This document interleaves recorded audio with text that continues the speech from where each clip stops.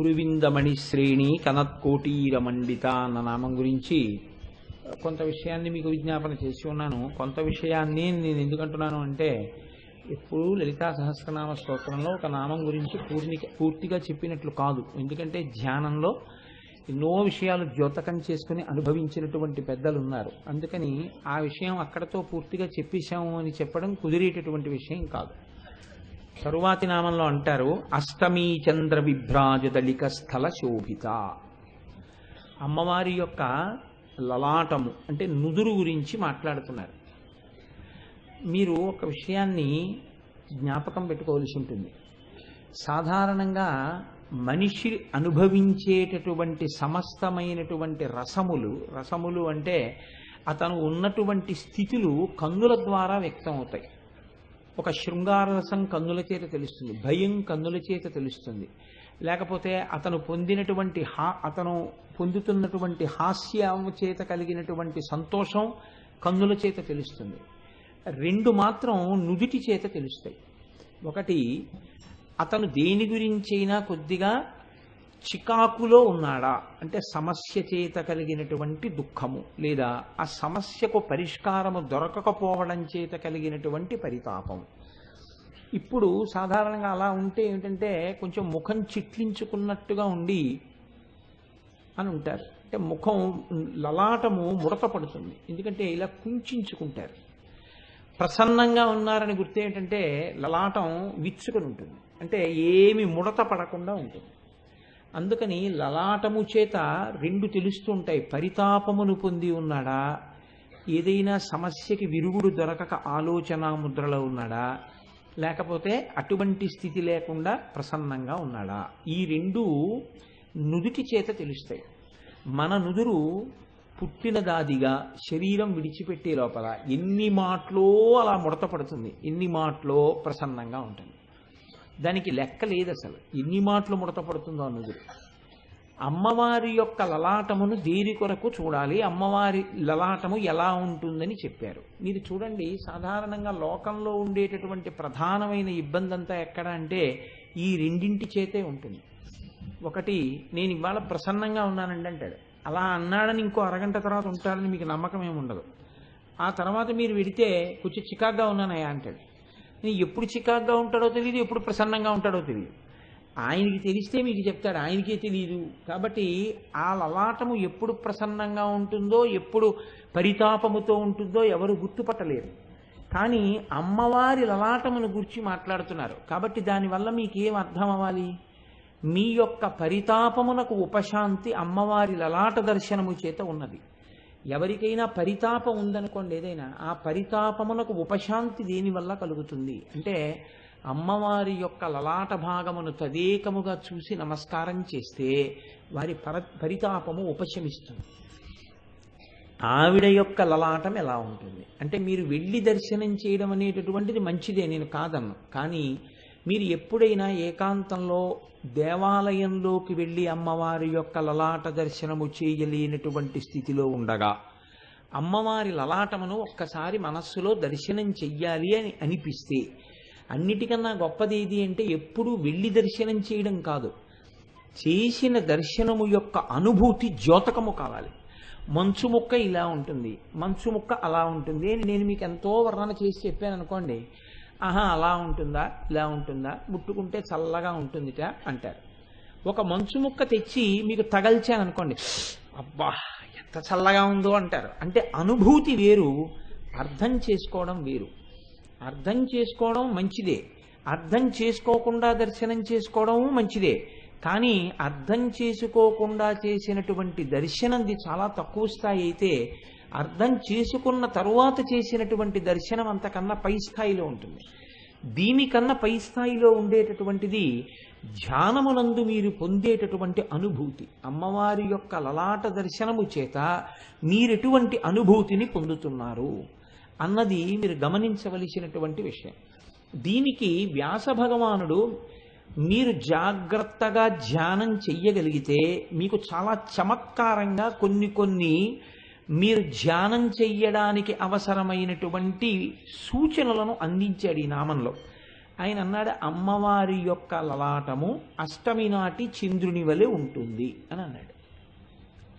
విభ్రాజ, విభ్రాజ అంటే ప్రకాశించుచున్నది. అళిక స్థల శోభిత, లలాటము అలా శోభించుచూ ప్రకాశించుచూ ఉన్నది. ఇప్పుడు అష్టమి నాటి చంద్రుడు అన్నప్పుడు మనకి చంద్రుడికి శుక్లపక్షం ఉంది, చంద్రుడికి కృష్ణపక్షము ఉంది.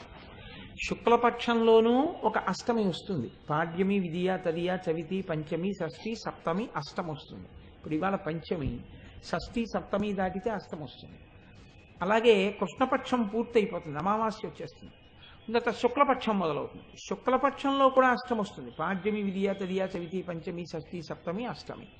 ఇది నేను పెద్ద మీకు వివరణ చేయవలసిన అవసరం ఏమి ఉండదు, మీ అందరికీ తెలుసు. శుక్లపక్షంలోనూ అష్టం ఉంటుంది, కృష్ణపక్షంలోనూ ఒక అష్టం ఉంటుంది. శుక్లపక్షంలో అంటే చంద్రుడు పెరుగుతూ ఉంటాడు, కృష్ణపక్షంలో అంటే తరుగుతూ ఉంటాడు. ఇప్పుడు శుక్లపక్షంలో ఉన్నటువంటి అష్టమి నాటి చంద్రుడిలా ఉంటుందా, కృష్ణపక్షంలో ఉన్న చంద్రుడి లాంటి చంద్రుడిలా ఉంటుందా? మీరు నన్ను ఒక మాట అడగచ్చు. శుక్లపక్షంలో ఉన్న చంద్రుడు, కృష్ణపక్షంలో ఉన్న అష్టమి నాటి చంద్రుడు అని మీరు ఎందుకు రెండుగా విడదీశారండి? అసలు శుక్లపక్షంలో ఉన్న అష్టమి నాటి చంద్రుడిలా కృష్ణపక్షంలో ఉన్న అష్టమి నాటి చంద్రుడు ఉండడా? మనం సహస్రచంద్ర దర్శనోత్సవాలని 80 ఏళ్ళ దగ్గరికి వస్తే చేస్తారు. మనం ఎన్నో మాటలు చంద్రుల్ని చూసి ఉంటాం కదా అందరం. మీరు కొంచెం చెప్పండి, శుక్లపక్షంలో ఉన్న అష్టమి నాటి చంద్రుడికి కృష్ణపక్షంలోని అష్టమి నాటి చంద్రుడికి ఏమైనా తేడా ఉంటుందా ప్రసాద్ బాబు గారు? ఒక్కలా ఉంటారా? ఇది చమత్కారం. ఏమిటో తెలుసా అండి? ఈ ప్రశ్న ఎందుకు వేయించారంటే వ్యాస భగవానుడు దీనికి పెద్ద ఎవరో చెప్పక్కర్లేదురా, నువ్వు చూడాలని జ్ఞాపకం పెట్టుకుంటే నువ్వే చూడవచ్చు. ఎన్ని అష్టమి నాటి చంద్రుళ్ళు మనం చూసుంటాం, ఇప్పటికీ ఎన్నో చూసుంటాం. ఖచ్చితంగా శుక్లపక్షంలో అష్టమి నాటి చంద్రుడు ఇలా ఉంటాడు, కృష్ణపక్షంలో అష్టమి నాటి చంద్రుడు ఇలా ఉంటాడు, కాబట్టి అమ్మవారి లలాటం ఇలా ఉంటుంది అని వెంటనే చెప్పగలిగారు అనుకోండి, అంటే మీరు చంద్రబింబాన్ని పరిశీలనం చేస్తున్నారు అని గుర్తు. మీరు చంద్రబింబాన్ని పరిశీలనం చెయ్యట్లేదు అనుకోండి, మీకు ఈ మాట చెప్పగానే ఎన్నాళ్ళు పడుతుంది ధ్యానం చేయడానికి? అదైనా చెప్పగలిగినారు కదండి, ఒక నెల్లాళ్ళు పడుతుంది. ఎందుకు పడుతుంది అంటే మీరు కృష్ణపక్షంలో వచ్చే అష్టమి నాటి చంద్రుడిని, శుక్లపక్షంలో వచ్చే అష్టమి నాటి చంద్రుడిని చూడాలంటే ఒక నెల రమారమి పడుతుంది. పోలీసు సప్తమి నాడు మొదలెట్టాం, ఒక నెల అనుకోండి రమారమిగా. ఓ నెల్లాళ్ళు పడితే ఎప్పుడు శుక్లపక్షంలో మీరు చూశారనుకోండి, ఇలా ఉన్నాడు చంద్రుడు అని గుర్తెట్టుకున్నారనుకోండి, మళ్ళీ ద్వాదశి నాటికి మర్చిపోతారు. కాబట్టి అప్పుడు మళ్ళీ కృష్ణపక్షంలో ఆయన్ని చూసి శుక్లపక్షంలో ఆయన్ని ఎలా ఉన్నాడంటావు అని మళ్ళీ గుర్తు తెచ్చుకోవాలి. అందుకని ఆ ఇబ్బంది లేకుండా ఉండాలంటే ఓ కాగితం మీద మీరు గీసుకోవలసి ఉంటుంది, గీసుకుని అట్టే పెట్టుకోవాలి. మళ్ళీ శుక్లపక్షంలో అష్టమి నాడు కూడా చంద్రుణ్ణి చూడాలి. మీరు చూసి ఇద్దరినీ వేసి చూసుకోవాలి. వేసి చూసుకుని ఇప్పుడు అమ్మవారి యొక్క లలాటమును ఊహించాలి. ఇప్పుడు అమ్మవారి లలాటం చూడడానికి గుళ్ళో కడతాను అనకూడదు, ఇక్కడ చూడాలి, ఇక్కడ చూసేయగలగాలి. ఎందుకని మీ లలాటం ఎలా ఉంటుందో ఇంచుమించు అమ్మవారి లలాటము అలాగే ఉంటుంది. కాబట్టి ఇప్పుడు అమ్మవారి లలాటాన్ని చూడాలి మనస్సులో, కళ్ళు మూసుకుని ఇలా ఉంటుంది. ఇప్పుడు ఇందులో ఈ రెండింటిలో ఏది చూడాలి? ఇది అని కనిపెట్టాలి. ఇప్పుడు చెప్పండి, మీతో ఒక నెల్లాళ్ళు తపస్సు చేయించాడా లేదా వ్యాస భగవానుడు? ఒక నెల్లాళ్ళు వసిన్యాది దేవతలు మీతో ప్రయత్నం చేయించారా?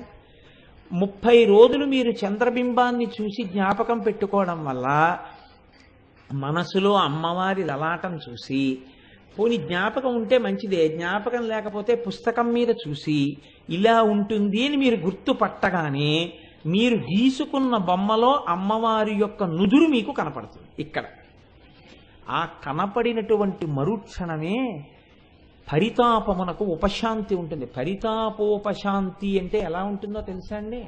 ఇది దీర్ఘకాలం ఉండేటటువంటి పరితాపములు ఉంటాయి కొన్ని, ఇవి జీవితాంతం అనుభవిస్తూనే ఉంటారు దుఃఖం. ఇలా అనుభవించవలసినటువంటి పాపం ఒక జన్మతో పోయేటట్టు ఉండదు, అది ఎన్ని జన్మలో అనుభవించవలసి ఉంటుంది. అలా అనుభవించవలసినటువంటి పరితాపం ఏదుందో దాన్ని మీరు అలా చూసిన ఉత్తర క్షణంలో తీసేస్తుంది అమ్మవారు. అంటే ఇంకా ఆ పాపం ఉండదు, ఆ పాపం దగ్ధమైపోతుంది. ఆ పాపం దగ్ధమైపోతే మీరు ఆ ఇబ్బంది పడవలసినటువంటి అవసరం ఇక ఉండదు.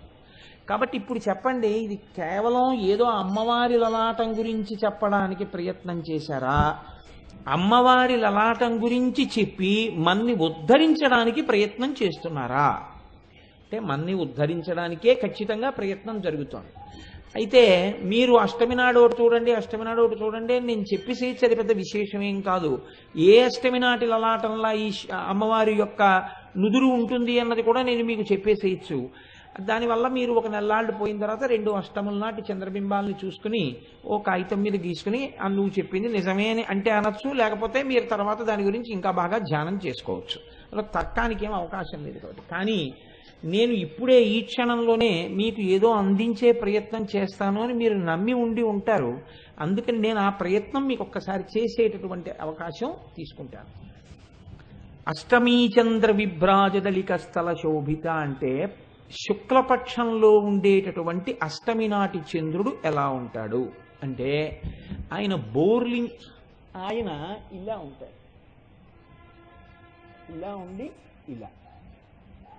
అంటే నేను మీకు అర్థమైందో లేదో, ఇంకా నేను మీకు బాగా చెప్పాలి అంటే అసలు ఇక్కడ కిరీటంలో అదిగో చూడండి, కిరీటంలో పైన చంద్రవంక ఉంది, ఆ పైన చంద్రరేఖ ఉందే అమ్మవారి పైన, ఆ చంద్రరేఖకి ఇలా పైన ఒక గీత గీస్తే ఎలా ఉంటుందో శుక్లపక్షంలో అష్టమి నాటి చంద్రబింబం ఖచ్చితంగా సగానికి అలా ఉంటుంది. అది శుక్లపక్షంలో ఉండేటటువంటి చంద్రబింబం. కృష్ణపక్షంలో ఉండేటటువంటి చంద్రబింబం దాన్ని మీరు ఖచ్చితంగా తిరగేస్తే ఎలా ఉంటుందో అలా ఉంటుంది. అంటే అది ఇలా ఉంది, ఇది ఇలా ఉంటుంది. ఇప్పుడు మీకు ఇంకా తేలిగ్గా చెప్పాలంటే కృష్ణపక్షంలో ఉన్న అష్టమి నాటి చంద్రబింబంలా నుదురుంది అని కదా అన్నాను. ఇప్పుడు అమ్మవారి నుదురు చూడండి,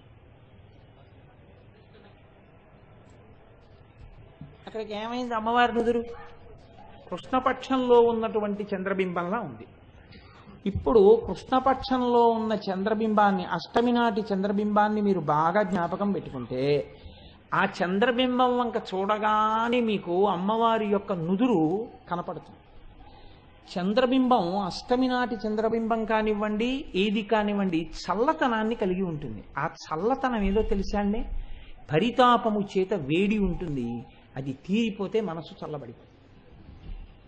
ఆ చంద్రుడి యొక్క చల్లతనమే మీరు కృష్ణపక్షంలోని అష్టమి నాటి చంద్రబింబంలో అమ్మవారి యొక్క లలాటమును చూడగలిగితే ఉత్తర క్షణంలో మీకు పోయిన పరితాపం, మీ పాపం నశించిపోయిందన్నమాట.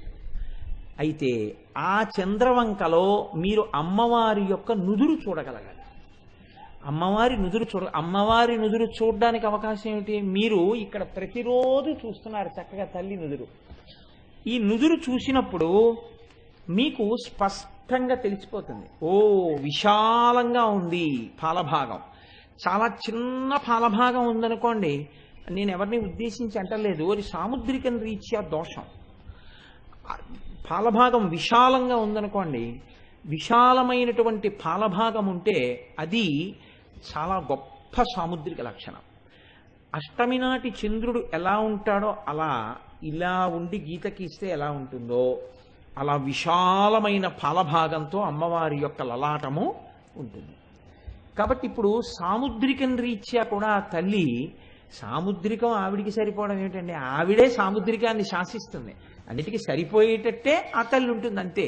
కాబట్టి పరమప్రసన్నురాలై మనందరినీ ఉద్ధరించగలిగినటువంటి జగదీశ్వరి అయి, జగదంబయ్యి ఆ తల్లి ఉన్నది.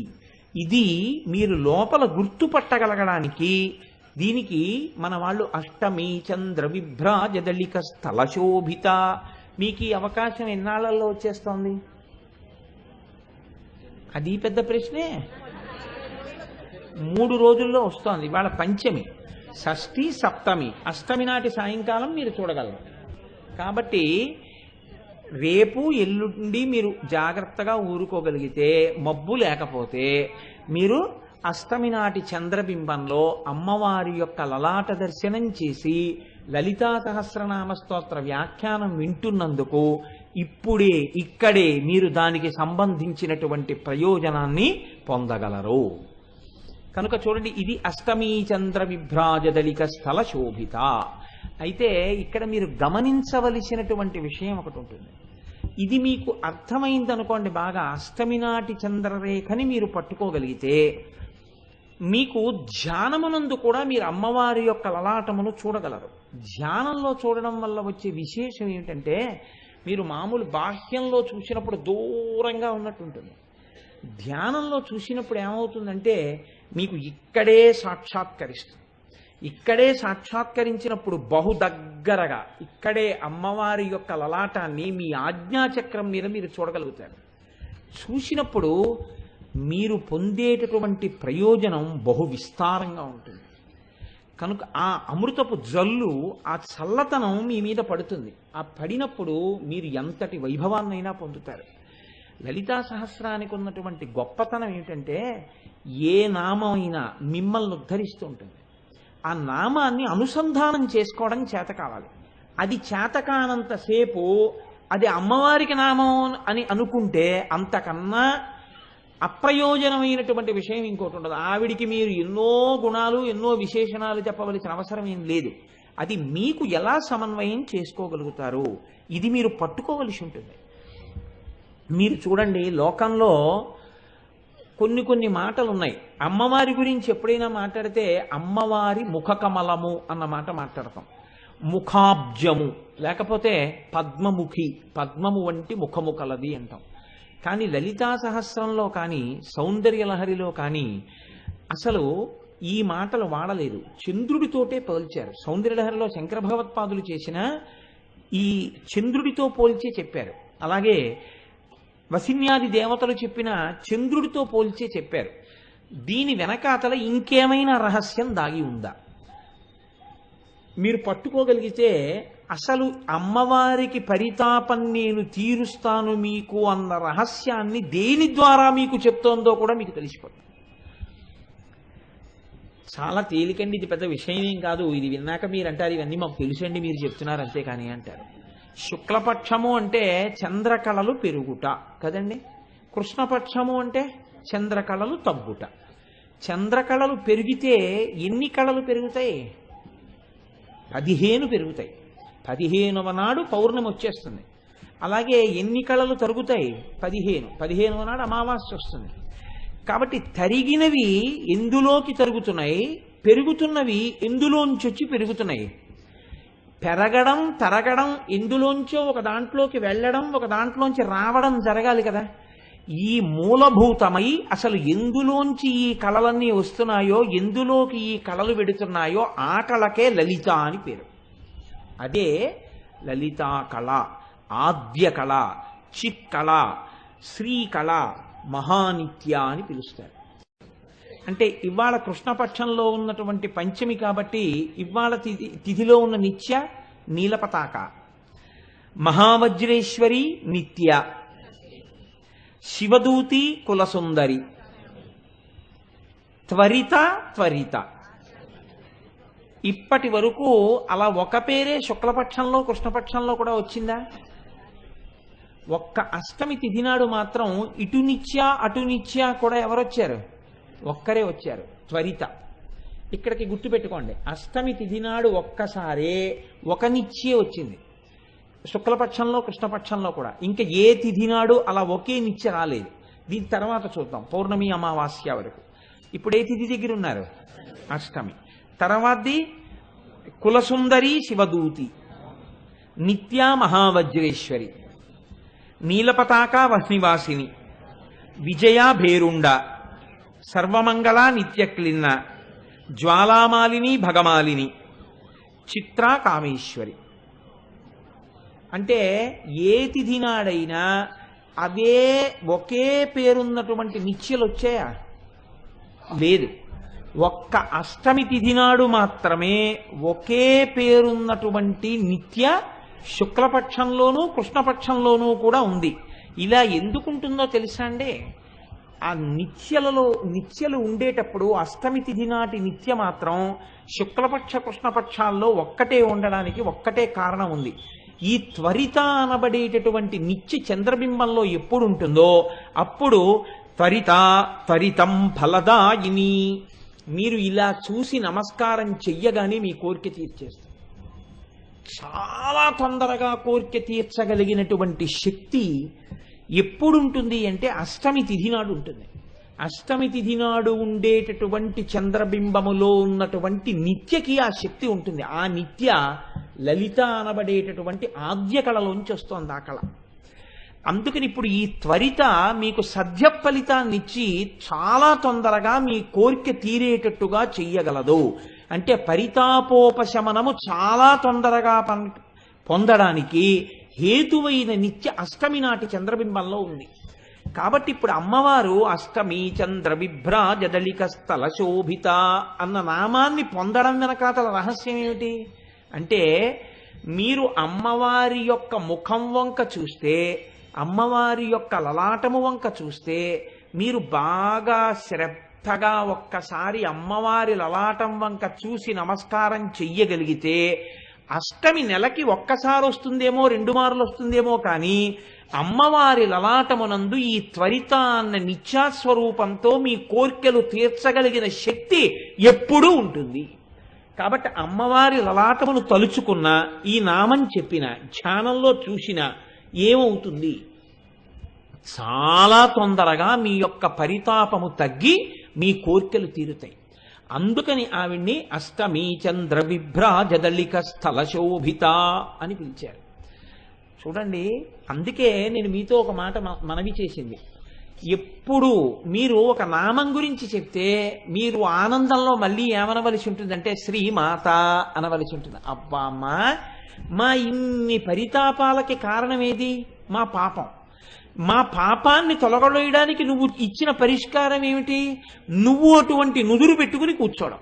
మేము ఆ నుదుటి వంక చూసి నమస్కారం చేస్తే చాలు, మా పాపం అంతా పోతోంది. పరితాపోపశమనం అంటారు శంకరాచార్యుల వారు.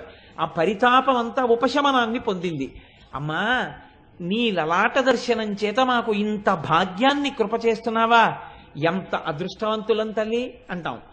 చూడండి, భాగ్యము దేని చేత నిర్ణయింపబడుతుంది అంటే లలాటము చేత చెప్తారు పెద్దలు. సాముద్రికంలో విశాలమైనటువంటి లలాటం ఉంటే అతను భాగ్యవంతుడు అని చెప్తారు.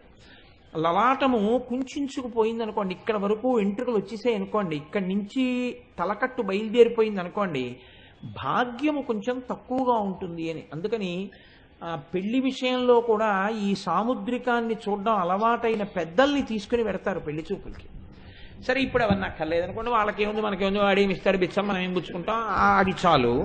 కాబట్టి కాబట్టి అష్టమీ చంద్ర విభ్రాజదళిక స్థల శోభిత, ఈ మాట వసిన్యాది దేవతలు అన్నారు. ఈ మాట మహానుభావుడు వ్యాసుడు అన్నాడు. కాబట్టి త్వరిత అన్న నిత్యాదేవత 2 వైపులా ఉంది కాబట్టి మార్పు లేదు. అంటే ఆవిడ లలాటము ఎప్పుడూ ఇలా ముడతపడ్డము ఉండదు, ఇలా ఉండడము ఉండదు. అంటే ఆవిడకే పరితాపము, ఆవిడికే సుఖము, ఆవిడికే ప్రసన్నత్వము, ఆవిడికే ముకులించుకోవడము ఉంటే ఇంకా మీ ముకులించుకోవడాన్ని, మీ సుఖాల్ని ఆవిడేం చూస్తుంది? ఆవిడ వాటికి అతీతురాలు. వీటిని కల్పించగలిగినది ఆవిడే, తీయగలిగినది ఆవిడే. అందుకని ఈ శక్తి ఇయ్యగలిగినటువంటి అమ్మ కనుక ఆమె లలాటం అలా ఉంటుందని మనకి చెప్పడం, మనం దాన్ని తెలుసుకుని ఆ స్థితిని పొందుట కొరకు. కాబట్టి అష్టమీ చంద్ర విభ్రాజదళిక స్థల శోభిత. అయితే గమ్మత్తు ఎక్కడొచ్చిందంటే శంకర భగవత్పాదుల యొక్క ప్రజ్ఞ వేరు. ఆయన మహాపురుషుడు. నేను ఎన్ని మాటలు చెప్పినా ఆ మాట కన్నా నా దగ్గర ఇంకా మాటలు ఉండవు. ఆయన అన్నారు, ఇది బాగా జ్ఞాపకం పెట్టుకోవడానికి మీరు ఆయన ఇంకొక ఉపమానం ఇచ్చారు. ఈ గుర్తు పెట్టుకోవడం అనేదండి, మీరు ఎప్పుడైనా వీడు ఎందుకన్నాడు ఈ మాట అని ఒకసారి బాగా మీరు రోజు పరిశీలన చేయండి చంద్రబింబాన్ని, మీకు కొన్ని విషయాలు కనిపెడతారు. మీరు ఏముందండి ఎప్పుడూ చూసే చంద్రబింబమే కదా అనుకోకండి. శుక్లపక్షంలో ఉండేటటువంటి తదియ నాటి చంద్రబింబాన్ని మీరు చూడండి, అష్టమి నాటి చంద్రబింబాన్ని మీరు చూడండి, ఎంత తేడా ఉంటుందో మీరు గమనించండి. తదియ నాటి చంద్రబింబాన్ని మీరు బాగా గమనించి అలా చూడండి. మీరు సూర్యుడిని చూడలేరు, చంద్రుణ్ణి చూడగలరు. మీరు తదియ నాటి చంద్రవంక వంక చూస్తే అమ్మవారి కిరీటం మీద ఉన్న చంద్రరేఖ చూసినట్టు. ఇప్పుడు మీరు దాన్ని పట్టి పట్టి చూస్తే మీకు ఒక విషయం కనపడుతుంది. ఏమిటి కనపడుతుంది? ఇలా ఒక్క గీత ఒక్కటే ఉండదు. దీనితో పాటుగా కంటికి కనపడనటువంటి ఒక సన్నటి గీత ఒకటి ఉంటుంది, ఇలా గుండ్రంగా. బింబం ఎలా పెరుగుతుందో ఆ పెరిగేటటువంటి గీత ఒకటి కనపడుతుంటుంది తదియనాడు. ఇందులోకి పెరుగుతుంది. అష్టమి నాడు చూడండి, ఆ గీత కనపడదు, ఆ గీత ఉండదు, పెరగడం మొదలు పెడుతుంది. ఇది చంద్రబింబం పెరుగుదలని మీరు చాలా జాగ్రత్తగా గమనిస్తే మీకు ధ్యానమునందు దర్శనం చేయడానికి యోగ్యమైన ఎన్నో విషయాలు బయటకు వస్తాయి. పైగా మీరు ఎన్నో ప్రయోజనాలను పొందుతారు చంద్రబింబాన్ని దర్శనం చేస్తూ ఉండడం వల్ల. కాబట్టి మీరు చేసే ప్రయత్నం చేయండి. చేసిన తర్వాత మీకు తెలుస్తుంది. ఇప్పుడు నేను మామూలుగా చెప్పిన ఇవన్నీ అలా ఉంటాయా అని మర్చిపోతారు. మీరు చేస్తూ వెడితే మీకు ఎన్నో కొత్త విషయాలు ద్యోతకం అవుతాయి. ఈ మాట మీరే నాకు చెప్తారు, ఇలా ఇలా ఉంది కోటేశ్వరారు అని. కనుక ఇది మనం మరిచిపోతామేమోనని శంకరాచార్యుల వారు గమ్మత్తు చేశారు. హాస్యం కోసమైనా ఓసారి చూస్తాడు, చూపిస్తాడు అని. ఆయన అన్నారు, అసలు అమ్మా చంద్రుడు పెరగడం ఏమిటి, చంద్రుడు తరగడం ఏమిటి? అసలు చంద్రుడే లేడు అవతలవమ్మన్నారు. ఇది అసలు చాలా ఆశ్చర్యకరమైన సిద్ధాంతం. అసలు చంద్రుడు లేడు అన్న సాహసం ఎవరూ చేయలేదు. శంకర భగవత్పాదులు కూడా చెయ్యలేరు. కానీ మన్ని ఉద్ధరించడానికే శంకరాచార్యులు వారి మాట అన్నారు. ఇలా అంటే మనం రోజు తరిగిపోతున్న చంద్రబింబాన్ని, పెరిగిపోతున్న చంద్రబింబాన్ని చూస్తాం. చూస్తున్నప్పుడు మనకి అందులో ఉన్నటువంటి చిత్రాలు ద్యోతకం అవుతాయి. అవి ద్యోతకం అయిన తర్వాత మనం ఇలాంటి దర్శనాలు కూడా పొందుతాం. పొందిన తర్వాత మన పరితాపం ఉపశమిస్తుందని ఆయన ఒక గొప్ప శ్లోకం ఒకటి ఇచ్చారు. ఆయన అన్నారు, కళంక కస్తూరి రజనికర బింబం జలమయం. ఎంత గమ్మత్తైనటువంటి మాటలు వేస్తారో చూడండి ఆయన. అసలు అమ్మ చంద్రబింబం ఎక్కడుందమ్మా? చంద్రబింబం లేదు. అది గరుడమణి పూసలతో చేయబడినటువంటి ఒక పెట్టె ఎక్కడుందమ్మా అన్నారు. గరుడమణి పూసలతో పెట్టె చేశారనుకోండి, దానికి ఒక గమ్మత్తు ఉంటుంది. ఏమిటా గమ్మత్తు అంటే లోపల ఉన్న వస్తువులు పైకి కనపడతాయి. ప్లెయిన్ గ్లాస్ అని, ఒపేక్ గ్లాస్ అని రెండు ఉంటాయి ఇంగ్లీష్లో. ప్లెయిన్ గ్లాస్ అంటే లోపల ఉన్న వస్తువు పైకి కనపడుతుంది. ఒపేక్ గ్లాస్ అనుకోండి, లోపల ఉన్న వస్తువు పైకి కనపడదు. అలా కనపడకుండా ఉన్న అద్దం అయితే దర్శనీయము కాదు. లోపల ఉన్నది కనపడితే సాధారణమైనటువంటి అద్దం. గరుడమణి పూసలతో చేసిన పెట్టె లేదా ఒక కుప్పే లోపల ఉన్నవి కనపడతాయి. లోపల ఉన్నవి ఎలా కనపడతాయి? ఏ వస్తువు ఏదో కనపడదు, కానీ ఎంత ఉన్నాయో కనపడతాయి. అంటే ఇది ఎలా ఉంటుంది అంటే, మీకు నేను తేలిగ్గా చెప్పాలి అంటే, కొంచెం దట్టమైనటువంటి అద్దం కలిగినటువంటి సీసాలో మీరు నూనె పోశారనుకోండి, నూనె ఎంతవరకు ఉంది చూడవలసి వచ్చింది అనుకోండి, ఇలా చూడగానే కనపడదు. కొంచెం వెలుతురులోకి తీసుకెళ్ళి ఇలా పెడితే ఖాళీ అయిపోయింది అని ఎక్కడ వరకు ఉందోనూ కనపడుతుంది. అలా ఆకాశంలో ఒక గరుడమణి పూసల పెట్టి ఉందిట. ఇప్పుడు ఆ పెట్టె మీద సూర్యకాంతి పడుతుంటుంది, చంద్రకాంతి ఉంది కాబట్టి ఆ పెట్టెలో తరిగిపోతున్న సామాను, పెరుగుతున్న సామాను కనపడుతున్నాయిట. ఆ పెట్టిలో ఏమున్నాయన్నారు అంటే శంకరాచార్యులు వారు అంటారు, కళంక కస్తూరి రజనికర బింబం జలమయం కళాభికర్పూరైర్మరకత మరండం నిబిడితం అతస్వద్భోగేన ప్రతిదినమిదం రిక్తకుహరం విధిర్భూయో భూయో నిబిడయతి నూనం తవ కృతే అన్నారు. చంద్రుడనేం లేదమ్మా లోకంలో, వాళ్ళకి తెలియదు పాపం, పిల్లకాయలు అలా అనుకుంటున్నారు. అది ఒక గరుడమణి పూసల పెట్టే. అందులో నువ్వేం చేస్తావంటే స్నానం చేసేటప్పుడు తీసి కలుపుకోవడానికి కొంచెం కస్తూరి, అందులో వేసుకోవడానికి కాస్త పన్నీరు, నువ్వు ముఖానికి రాసుకోవడానికి అంగరాగాలు, అనగా ఫెయిర్ అండ్ లవ్లీలు అనుకోండి, అంగరాగములు, ఆ తర్వాత ఒంటికి ఇలా ఇలా వేసుకునేటటువంటివి పరిమళ జలాలు, ఆ తర్వాత నువ్వు పెట్టుకునేటటువంటి కస్తూరి బొట్టు, ఇలాంటివన్నీ అందులో పెట్టుకుంటావు. పెట్టుకుంటే అవలా ఉంచేస్తావేంటి? ఉంచేయో ఏం చేస్తుంటావు? రోజు కాస్త కస్తూరి తీసుకుంటావు, బొట్టు పెట్టేసుకుంటావు. కాసిని పరిమళ జలాలు తీసేసుకుంటూ ఉంటావు, ఒంటికి పూసేసుకుంటూ ఉంటావు. కాసిని అంగరాగములు తీసుకుంటావు, ఒంటికి రాసేసుకుంటావు. కాబట్టి తరిగిపోతున్నాయి. ఇప్పుడు ఆ పెట్టె బయట నుంచి చూస్తే సామాను తగ్గిపోతున్నట్టు కనపడుతోంది. ఆ పెట్టెలోని అలంకరణ సామాగ్రి తగ్గిపోతే వీళ్ళు తెలియక కృష్ణపక్షం అంటున్నారు.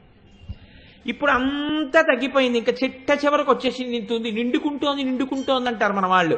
ఇంతే ఉంది, ఏదో గీతలా కనపడుతోంది. పెన్నులో రీఫిల్లో ఇంకే అయిపోయే ముందు ఇంకు ఇంత పిసరే కనపడుతుంటే కొత్త రీఫిల్ కొనేసుకుంటామే, అలాగా ఇంత పిసర కనపడుతోంది. అది అమావాస్య నాటి చంద్రుడు అంటున్నారు వీళ్ళు తెలియక.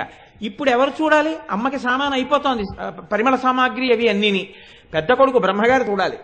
చూసి అమ్మో అమ్మకి అలంకరణ సామాగ్రి అయిపోతోందని చతుర్ముఖ బ్రహ్మగారు పరిగెత్తుకుంటూ వెళ్ళి గబగబా కాస్త కస్తూరి పట్టుకొచ్చి అందులో పోశారు.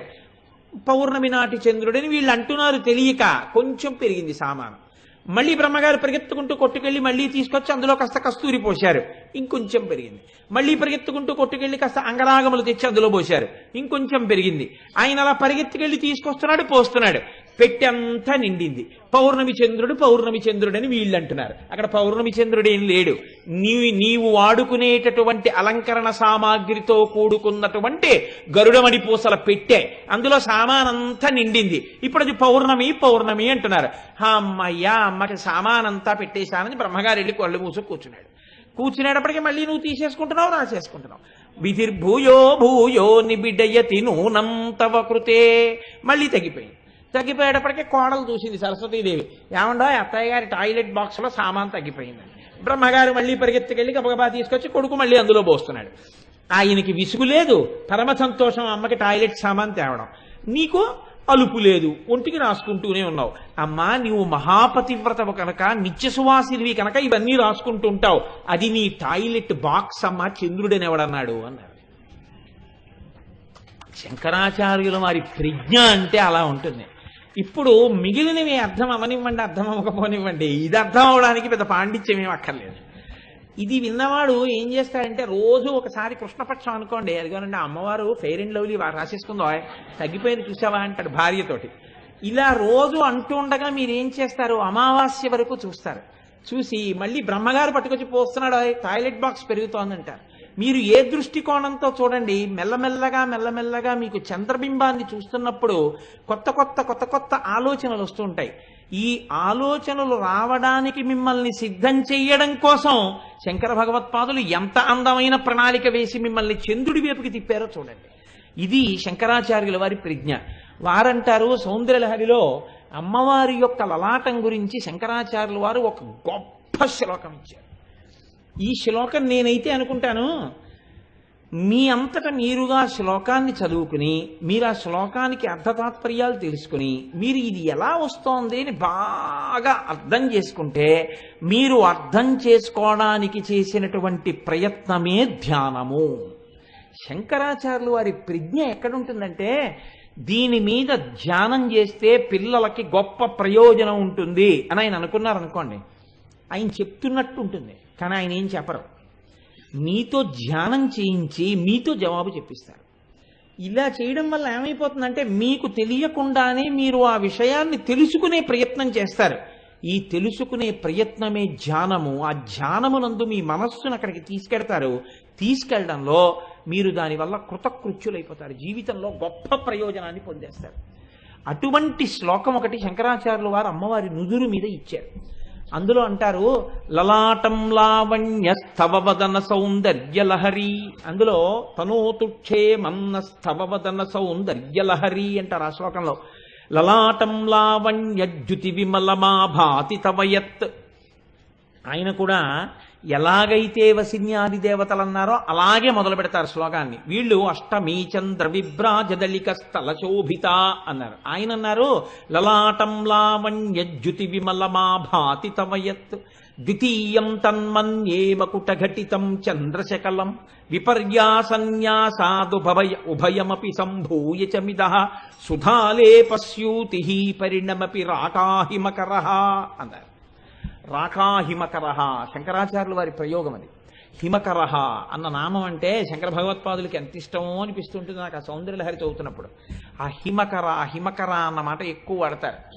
అందుకే చూడండి, ఇందులో ఆయన అంటారు, ఒక చిత్రమైనటువంటి ప్రతిపాదన ఒకటి చేస్తున్నారు శంకరాచార్యుల వారు. ఇది మీరు జాగ్రత్తగా పట్టుకోగలిగితే అష్టమి నాటి వరకు ఉండకుండా మీరు ఉత్తర క్షణంలో అమ్మవారి యొక్క లలాటమును, కిరీటము మీద చంద్రనేఖని, అమ్మవారి యొక్క మొత్తం ముఖాన్ని చూడగలిగిన శక్తి శంకరాచార్యుల వారు మీకు ఇచ్చేస్తున్నారు. 3 శక్తులను ఏకకాలమునందు మీకు ఇస్తున్నారు. ఇదే దీన్ని పట్టుకునే పారవస్యాన్ని పొందుతూ ముత్తుస్వామి దీక్షితులు వారు కీర్తన చేశారు. కంజదలాయతాక్షి రాకా శశివదనే అంటూ, రాకా శశివదనే శంకరాచార్యుల వారిది ఆ ప్రయోగం. రాకా హిమకరహ అని శంకరాచార్యుల వారు అన్నారు. రాకా హిమకరహ అంటే పూర్ణచంద్రుడు అని. రాకా శశివదనే అంటే పూర్ణచంద్రుడి వంటి ముఖము కలదానా అని ముత్తుస్వామి దీక్షితర్ అన్నారు. దీక్షితర్ ఎంత స్థాయికి వెళ్ళారంటే, నేను అందుకే కొంచెం బాధతో మాట్లాడవలసి వచ్చింది వాళ్ళ త్యాగరాజ స్వామి గురించి. ఆ భక్తి అలవాటు చేసుకుని కీర్తనలు పాడండి అని నేను చెప్పడానికి కారణం అదే. దీక్షితర్ వారు కంచి క్షేత్రంలో కామాక్షి అమ్మవారి ముందు కూర్చున్నారు. కూర్చుని ఉంటే శిష్యులందరూ చుట్టూ కూర్చుని, మీరు మాకు ఇంకా ఇది నేర్పాలి అది నేర్పాలి, మీరు ఇలా పాడితే ఇంకా ఇలా కీర్తన పాడితే బాగుంటుంది అంటుంటే ఆయన అన్నారు, ఇంకా ఇలా ఎన్నాళ్ళు కీర్తనలు పాడను అన్నారు. అంటే ఆయనకి ఇంకా ఇలా పాడడంలో ఆ బ్రహ్మానందంలో అమ్మవారిని చేరిపోవాలన్న కోరిక కలిగింది. ఇది నాదోపాసన అంతే. అమ్మవారికి వినపడింది ఆ కోరిక. ఆయన తంబురా పట్టుకుని కీర్తన పాడుతూ, కీర్తన పాడడం అంటే రాసుకు పాడేవారు కాదు, వాగ్గేయకారులు. ఆయన అమ్మవారి వంక చూస్తూ కామాక్షి అమ్మవారి వంక పశుపాశ విమోచని కామాక్షి అని కీర్తన చేస్తున్నారు. పశుపాశ విమోచని అని కీర్తనలో ఆలాపన చేసి ఆ మాట అన్నారు ఆయన. కామాక్షి అని అమ్మవారి వంక చూశారు. అలాగే కూర్చున్నారు గురువుగారు. గురువుగారి చేతిలో ఉన్న తంబురా జారిపోయింది. శిష్యులు ఏమిటి గురువుగారు పాడలేదని దగ్గరికి వెళ్ళారు. అలా చూస్తున్నటువంటి దీక్షితర్ అమ్మవారిలోకి కలిసిపోయారు. ఉత్తర క్షణంలో అమ్మవారు అనుగ్రహించేసింది. నేను మీకు పరమ సత్యం చెప్తున్నాను, ఇంత పవిత్రమైన వేదిక మించి నాకు అబద్ధాలు చెప్పవలసినంత దౌర్భాగ్యం నాకు లేదు. అమ్మవారి విషయంలో మీరు చేసిన ధ్యానం సద్య ఫలితం ఉత్తర క్షణంలో మీకు ప్రయోజనాలు ఇచ్చేస్తుంది. అంత శక్తివంతమైనవి ఇంకొకటి లేవు. అంత ప్రసన్నమూర్తి అమ్మ. అందుకనే శంకర భగవత్పాదులు ఎంత తాపత్రయపడ్డారో ఈ జాతి కోసం. సౌందర్యలహరి అందుకు ఇచ్చారు ఆయన. ఆయన అంటారు, లలాటం లావణ్యద్యుతి విమలమా భాతి తవయత్. అసలు ఏమి మహానుభావుడండి, ఏమి మాటలు పడతాయండి. విమలం అంటారు. విమలం అంటే ఆ నుదురు మట్టితో లేదు, చెమటతో లేదు. చెమట మట్టి ఈ రెండు ఎక్కడుంటాయి అంటే మొదట నుదుటి మీద పడతాయి. యోగశాస్త్రం గురించి ఉపోద్ఘాతం ఉంది. మా దొరగారికి బాగా తెలిసి ఉంటుంది. యోగా చేసే వాళ్ళ గురించి మొట్టమొదట ఒక మాట చెప్తారు. యోగా ఎంతవరకు చెయ్యాలి, లేదా ఒక వయస్సు దాటిన వాళ్ళు వ్యాయామం చేసేటప్పుడు ఎంతవరకు చెయ్యాలి అన్నదానికి ఇతరమైనటువంటి బడలికని గుర్తుపట్టలేకపోతే లోపల ఉన్నటువంటి ముఖ్యమైనటువంటి అవయవాలు డస్సిపోకుండా శక్తిని పొందడం వరకు వ్యాయామం చేయాలి తప్ప అవి డస్సిపోయేటట్టు వ్యాయామం చేయకూడదు. అది ఎలా తెలుస్తుంది అని అడిగారు. నుదుటి మీద చెమట బిందువు వచ్చే వరకు అని చెప్పారు. నుదుటి మీద చెమట బిందువు పట్టిందనుకోండి ఇంకా వ్యాయామం చెయ్యవద్దు అని శరీరం చెప్పినట్టు. బాడీ లాంగ్వేజ్ అని ఉంటుంది. బాడీ లాంగ్వేజ్ అంటే శరీరం మాట్లాడుతుంది. Pain is a language of the body. నొప్పి అనేది శరీరము యొక్క మాట. ఏదో తేడా వచ్చిందనుకోండి, మీరు దానికి హాజరు కారు, అప్పుడు శరీరం మాట్లాడుతుంది. ఇక్కడ తేడా వచ్చింది, నువ్వు దీన్ని పట్టించుకోవట్లేదు, ఇక్కడ నేను ఇబ్బంది పడుతున్నాను, వ్యవస్థలో ఇక్కడ ఒక దోషం ఏర్పడింది, నువ్వు దీని గురించి పట్టించుకో అని చెప్తుంది. ఈ పట్టించుకోని చెప్పడమే నొప్పి. అప్పుడు మీరు వైద్యుడి దగ్గరికి వెడితే ఎక్కడ నొప్పి అక్కడ ఎక్స్రే తీసి ఇక్కడ ఏదో అరిగిపోయిందో ఇక్కడ ఏదో కరిగిపోయిందో అని చెప్తారు. ఎందుకంటే ఆయన ఎందు ఈశ్వరాంశ ఉంటుంది కాబట్టి. వైద్యుడు సాక్షాత్తు ఈశ్వరుడు అని చెప్పింది శాస్త్రం. వైద్యో నారాయణో హరి వేద్యో వైద్య సదాయోగి ప్రథమో దైవ్యోభిషకో. వేదం 1కి 10 మార్లు. ఒక డాక్టర్ అవ్వాలి అంటే ఈశ్వరుడి యొక్క అనుగ్రహం పరిపూర్ణంగా వ్యక్తిలో ప్రవేశిస్తే అతడు వైద్యుడవుతాడని చెప్తోంది. అందుకే బహుశా ఏ వృత్తిని వేదం అంతగా శ్లాఘించలేదు. అంత శ్లాఘించింది వైద్య వృత్తినే శ్లాఘించింది. అందుకే వైద్యుడు అనేటప్పటికీ నమస్కార యోగ్యుడు ఆయన. కనుక చూడండి, ఇప్పుడు నుదుటి మీద మనకి చెమట పడుతుంది. ఎందుకంటే మనం ఎప్పుడూ ఏదో బడలిపోతుంటాం. అలిసిపోవడంలో చెమట ఎక్కువ ఎక్కడ పడుతుందంటే నుదుటి మీద పడుతుంది. నుదుటి మీద పట్టేటటువంటి చెమట చేత వెంటనే దుర్గంధ భూయిష్టమవుతుంది. నుదురు చెడ్డవాసన వస్తుంది. కానీ అమ్మవారి యొక్క నుదురు ఎలా ఉంటుంది? విమలం, ఎప్పుడు దాని మీద ఏ విధమైనటువంటి ధూళితో కూడి ఉండదో, ప్రసన్నంగా చక్కగా ఉంటుంది. లలాటం లావణ్య, లావణ్యము అన్న మాటకు అర్థం ఏమిటో తెలుసా అండి? తిక్కన గారు మహాభారతంలో దీని గురించి ద్రౌపదీదేవి ఎందు ఆరోపించి మాట్లాడతాడు. ఎలదీవ గప్పిన ఎలవి పరాగంబు క్రియమేన మిదిరి రిణువొప్ప అంటాడు. కీచకుడు ఆవిడ్ని పట్టి లాగేటప్పటికీ ఆవిడ వయస్సు చాలా పెద్దదే, కానీ ఆవిడ పట్టి లాగితే నేల మీద పడిపోతే ద్రౌపదీదేవి ఎంత అందంగా ఉంది అంటే, లేతయాలుక తీగ నేల మీద పడి మట్టెంటుకుంటే ఎంత అందంగా ఉంటుందో కింద పడిన ద్రౌపది అంత అందంగా ఉంది అన్నారు. ఎందుకని? ఆవిడిది అమ్మవారి అంశ. యాజ్ఞసేని ఆవిడ అగ్నిహోత్రంలోంచి పుట్టింది, పుడుతూనే యవ్వనంతో పుట్టింది ఆవిడ. ద్రౌపదీదేవి అంటే మాటలు కాదు, మహాభారతంలో అంతటి గొప్ప తల్లి. అందుకని లావణ్యము అంటే వయస్సుతో పోనిది, కాలగతిలో పోకుండా ప్రకాశించేదేదో దాన్ని లావణ్యమని పిలుస్తారు. చాలా అందంగా ఉంది అనడానికి, నన్ను మన్నించండి, నేను ఏ నీచ భావనతో చెప్పట్లేదు, ముఖాన్ని దృష్టిలో పెట్టుకుని సాధారణంగా చెప్తారు చాలా బాగున్నారు అని. కానీ చాలా బాగున్నారు అని చెప్పడానికి ప్రధాన హేతువైన ముఖము ఏది ఉందో అది ముడతలు పడిపోతుంది, జర్జరీభూయిష్టం అయిపోయి వయసు అయిపోయిన తర్వాత నుదురంతా ముడతలే, ఈ బుగ్గలు సాగిపోతాయి, అందవికారం అయిపోతుంది. కానీ అప్పుడు కూడా అమ్మవారిలా ఉందండి ఆవిడ అంటారు. కొంతమందిని చూసి చూడండి, వెలిగిపోతుంటారు. అది అమ్మవారి యొక్క అంశ ఉందన్నమాట. లావణ్యము, తరగనటువంటి సౌందర్యముతో ఉంటారు వయస్సులో. అమ్మవారి నుదురు అలా ఉందిట. లలాటం లావణ్య ద్యుతి, కాంతితో ఉందిట. విమల ఆభాతి తవయత్, అమ్మా నీ యొక్క లలాటము ఏది ఉందో అది సుగంధభరితమై ఉన్నది. ఇప్పుడు మీరు దగ్గరగా ఇక్కడ అమ్మవారి లలాట దర్శనం చేస్తే అమ్మవారు ఒంటికి రాసుకున్నటువంటి అంగరాగముల యొక్క వాసన మీకు తగులుతుంది. అందుకే ఇది మీరు విని వదిలిపెట్టేయండి. అంటే అమ్మవారి ఉపాసనలో పెద్ద రహస్యం ఏమిటో తెలుసా అండి? అమ్మవారి ప్రసన్నమవుతోందని గుర్తు ఏమిటంటే కుంకుమ వాసన ముందొస్తుంది. బాగా కుంకుమ వాసన వచ్చేయడం మొదలెడుతుంది. మీరు కాసేపటికి గమనించి ఏమిటి ఇంత కుంకుమ వాసన అని చుట్టూ చూస్తే ఎక్కడ ఉండదు.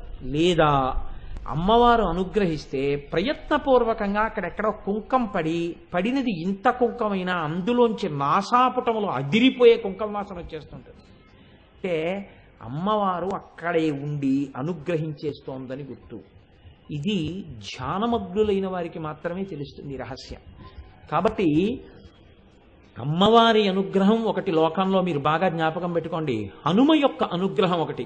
ఈ రెండు చాలా తొందరగా వచ్చేస్తాయండి, చాలా తొందరగా కనపడతాయి, ఎక్కువ సమయం పట్టదు, చాలా తొందరగా అమ్మవారు అనుగ్రహించేస్తుంది. తల్లి తల్లే, అమ్మ అమ్మే. కాబట్టి చూడండి, లలాటం లావణ్య ద్యుతి విమల మాభాతి తవయత్ ద్వితీయం తన్మన్యే మకుటఘటితం చంద్రశకలం. ఇప్పుడు శంకరాచార్యుల వారు మొదటి పాదంలో అమ్మవారి యొక్క నుదుటి గొప్పతనాన్ని చెప్పారు. చెప్పి స్కిప్డ్ అంటారే, అలా సడన్ గా అకస్మాత్తుగా ఆ లలాటము గురించి వదిలిపెట్టేసి ఒక్క దూకు దూకారు. ఎక్కడికి వెళ్ళిపోయారు ఆయన? దేని గురించి మాట్లాడుతున్నారు? ద్వితీయం తన్మన్యే, మన్యే అంటే ఊహించుచున్నాను, ఊహించుచున్నాను అంటే ధ్యానించుచున్నాను. ద్వితీయం తన్మన్యే మకుట ఘటితం చంద్రశకలం. అమ్మా, చంద్రుడి యొక్క ఒక అర్ధభాగము నీ యొక్క కిరీటము మీద ఉన్నదని నేను ఊహించుచున్నాను. ఇప్పుడు శంకరాచార్యుల వారు చెప్పింది ముందు అలా గుర్తుపెట్టుకోండి. చంద్రుడిలో ఒక అర్ధభాగం ఎక్కడుంది? కిరీటం మీద ఉంది. ద్వితీయం తన్మన్యే మకుటఘటితం చంద్రశకలం విపర్యాసన్యాసాదుభయమపి సంభూయ చమిదః. రెండవ అర్ధభాగం నేను చెప్పక్కర్లేదు, నీ లలాటంలా ఉంది. కానీ అమ్మా, ఈ రెండూ కలిపితే పూర్ణబింబం అవ్వట్లేదు. అందుకని ఈ రెండింటినీ విపర్యాసన్యాసాదుభయమపి, ఈ రెండింటినీ తిరగేయాలి, తిరగేసి కలపాలి. కలిపి అంటిస్తే పూర్ణచంద్రబింబం అవుతోంది. ఇది విపర్యాసన్యాసాదుభయమపి సంభూయ చమిదః సుధాలేపస్యూతి పరిణమపి రాకాహిమకరః. ఇలా కానీ ఎవడైనా ఇక్కడ అంటించగలిగితే ఉత్తర క్షణంలో వాడి మీద అమృత బిందువులు పడుతున్నాయి. ఇది శంకరాచార్యుల వారి యొక్క ప్రజ్ఞ. ఇప్పుడు ఆయన చెప్పారా చెప్పలేదా? చెప్పారు, చెప్పలేదు కూడా. పూర్తిగా చెప్పలేదు, పూర్తిగా చెప్పకుండా ఉండలేదు. కానీ దీన్ని మీరు పట్టుకోగలిగారనుకోండి, దీన్ని మీరు పట్టుకోగలిగితే మీకు 3 చంద్ర సంబంధమైన అమ్మవారి దర్శనాలు పూర్తయిపోతాయి ఆ శ్లోకంలో. ఇది ఎలా అయిపోతాయంటే, దీన్ని మీరు ఇంకా బాగా ధ్యానం చేయగలిగితే ఈ లోపలే మీకు అమ్మవారి అనుగ్రహం ఉత్తర క్షణంలో కలుగుతుంది. మీరు ఎక్కడ కూర్చున్నా అలా చేసేయగలిగిన శక్తికి వెళ్ళిపోతారు. అలా చేసి పెద్దలు పరిష్కారములను సాధించారు. అలా చేసి ఒక సమస్య వస్తే ఆ సమస్యకి విరుగుణ్ణి కూడా ఎక్కడి నుంచి వస్తోందో కనిపెట్టేశారు వాళ్ళు. ఒకరి పరితాపమునకు ఉపశాంతి వేరొక చోటు నుంచి ఎక్కడి నుంచి వస్తోందో కనిపెట్టేవారు. మీకు నేను ఒక ఉదాహరణ చెప్తాను.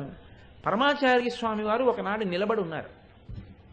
దర్శనం చేసుకున్న వాళ్ళందరూ అదొక అద్వితీయ సౌందర్యం. అద్వితీయ సౌందర్యం అంటే అందరిలా ఉన్న సౌందర్యం కాదు, అమ్మవారి ఉపాసన చేత వచ్చే సౌందర్యం. అది ద్యుతి, కాంతి. అది శరీర సంబంధంగా ఉండదు. ఆ లోపల ఉపాసనా శక్తి విభూతిగా ప్రకటనమవుతూ ఉంటుంది. ఆయన కాంతి చూస్తూ నిలబడి ఉన్నారు. ఇంతలో ఒక ఆడిటర్ గారు ఒక ఆయన దగ్గరికి వచ్చి నమస్కారం చేసి 24 స్వర్ణ మారేడుదలములను ఆయన దగ్గర పెట్టి నమస్కారం చేశారు. పరమాచార్య పుల్లతో తోస్తారు, పుల్లతో తీస్తారు, తని ముట్టుకోరు ఎక్కువ. వాటిని తీసుకుని ఎడం చేతిలో పట్టుకున్నారు. 24 బంగారు మారేడు దళాలను పట్టుకున్నారంటే సాధారణంగా ఎవరికో ఇవ్వడమో ఏదో ఉంటుంది కాబట్టి అందరూ చూస్తున్నారు. ఎవ్వరికి ఇవ్వలేదేమో. ఓ అరగంట అయిపోయింది, 45 నిమిషాలు అయిపోయింది, గంట అయిపోయింది. ఇంతలో పరమ నిరుపేదలైనటువంటి 24 మంది భక్తులు మహారాష్ట్ర నుంచి వచ్చారు. ఈ 24 దళాలు ఆయన చేతిలో పట్టుకునేటప్పటికీ వాళ్ళు కొన్ని కిలోమీటర్ల దూరంలో ఉన్నారు. ఈయన పట్టుకున్న గంటకి వాళ్ళు వచ్చారు. వచ్చి, మహానుభావ, మీరు ఒకసారి అఖండ భారతాన్ని దర్శనం చేస్తూ మా రాష్ట్రానికి వచ్చారు, మా కుగ్రామం మీదుగా వెళ్ళారు. అప్పుడు మీ దర్శనం చేసుకున్నాం. మళ్ళీ మీ దర్శనం చేసుకోవాలని ఉవ్విళ్ళు ఊరుతున్నాం. మీరు మళ్ళీ ఈ ప్రాంతంలో ఉన్నారని తెలిసి మీ దర్శనానికి వచ్చాం. మళ్ళీ నాళ్ళకి మిమ్మల్ని చూడగలిగాం. మా మనస్సు ఆనందంతో నిండిపోయిందని వాళ్ళకేం తెలియదు. నిరుపేదలు నేల మీద పడి నమస్కారాలు చేశారు. చేసి పాపం అయిపోయింది, వాళ్ళు వచ్చిన పని చూసేశారు, పొంగిపోయారు. అమాయకులైన భక్తులకి కోరికలు ఉండవండి, చూసి వెళ్ళిపోవడానికి వచ్చామంటారు వాళ్ళు. అందుకని వాళ్ళు వెళ్ళిపోతూ అయ్యా, మాకు మీరు అస్తమానం ఇలా రాలేం కదా, మీరు మా దగ్గరికి రాలేరు కదా, మీరు మాకు గుర్తుండిపోవడానికి మాకు ఏదైనా కృప చెయ్యరా అన్నారు. వెంటనే ఎడంచేతిలో ఉన్నవి తీసి ఒక్కొక్కరికి ఒక్కొక్కటి ఇచ్చారు. వచ్చినవి 24, వచ్చిన వాళ్ళు 24. వాళ్ళకి స్వర్ణ మారేడు దళాలు వెళ్ళాయి. ఆ మారేడు దళమే చంద్రశేఖర పరమాచార్య. ఇది అమ్మవారి యొక్క ఉపాసన చేసిన వారి యందు ప్రకాశించేటటువంటి విభూతి. వారు ఆ స్థితిని చేరుకుంటారు. అయిందానికి కాందానికి అలా ఏం వాడరో, ఏమీ తెలియనట్టు ఉంటారు, కానీ ఆ అనుగ్రహాన్ని పొందుతారు అమ్మవారి అనుగ్రహంతో. కాబట్టి శంకర భగవత్పాదులు మనకి మన పరితాపోపశమనము కొరకు ఇవాళ ఒక పెద్ద ప్రయోగం ఆయన ఇస్తున్నారు. లలాటం లావణ్యద్యుతి విమలమా భాతి తమయత్. ఇప్పుడు ఇక్కడ వరకు మీకు బాగా అర్థమైపోయింది కదండి. ఎందుకంటే నేను ముందే అష్టమి చంద్ర విభ్రాజలేక స్థల శోభిత చెప్పేశాను కాబట్టి అది చెప్పేటప్పుడు మీకు కిరీటం మీద ఉన్న చంద్రరేఖ కూడా నేను చూపించేశాను కాబట్టి ఇప్పుడు చూడండి, అమ్మవారి యొక్క లలాటము ఏ పక్షంలో ఉన్నటువంటి అష్టమి నాటి చంద్రబింబంలా ఉంది? కృష్ణపక్షంలో ఉన్నటువంటి చంద్రబింబంలా ఉంది కాబట్టి ఇలా ఉంది కదండి. ఇలా శంకరాచార్యులు వారు అంటున్నారు, కృష్ణపక్షంలో ఉన్న చంద్రబింబం ఇలా ఉంది. ఆ పైన ద్వితీయం తన్మన్యే మకుట ఘటితం చంద్రశకలం, రెండో పక్షంలో ఉన్నటువంటి చంద్రబింబం కిరీటంలో ఉందంటున్నారు శంకరాచార్యులు వారు. రెండో పక్షం ఏది? కృష్ణపక్షం కాంది, శుక్లపక్షం. కృష్ణపక్షంలో ఇలా ఉంటే శుక్లపక్షంలోది అలా ఉంది. ఇప్పుడు పూర్ణ చంద్రబింబం చేయాలనుకోండి, కృష్ణపక్షంలో ఉన్న అష్టమి నాటి బింబం, శుక్లపక్షంలో ఉన్న అష్టమి నాటి బింబం రెండు ఇలా కలిపేశారనుకోండి, కలిపేస్తే పూర్ణ చంద్రబింబం అయిపోవాలి కదా. కానీ అవుతుందా? అవదు. ఎందుకు అవదు? ఇక్కడ ఇబ్బంది వచ్చింది ఒకటి, ఇంకా నేను లేవక తప్పదేమో. ఇక్కడ ఇలా ఉంది, ఇక్కడ ఇలా ఉంది కదండి ఏమ్మా, ఇక్కడ ఇలా ఉండి ఇక్కడ ఇలా ఉన్నప్పుడు ఈ రెండు అష్టమి నాటి చంద్రబింబాలే అయినా ఈ రెండిటిని మీరు తీసుకొచ్చి ఇలా కలిపితే ఇవి ఇలాగా ఉంది కాబట్టి ఇలా ఎలా అవుతుంది? అవదు. అందుకని శంకరాచార్యుల వారు అన్నారు విపర్యాసన్యాస, ఈ రెండిటిని తిరగేయాలన్నారు.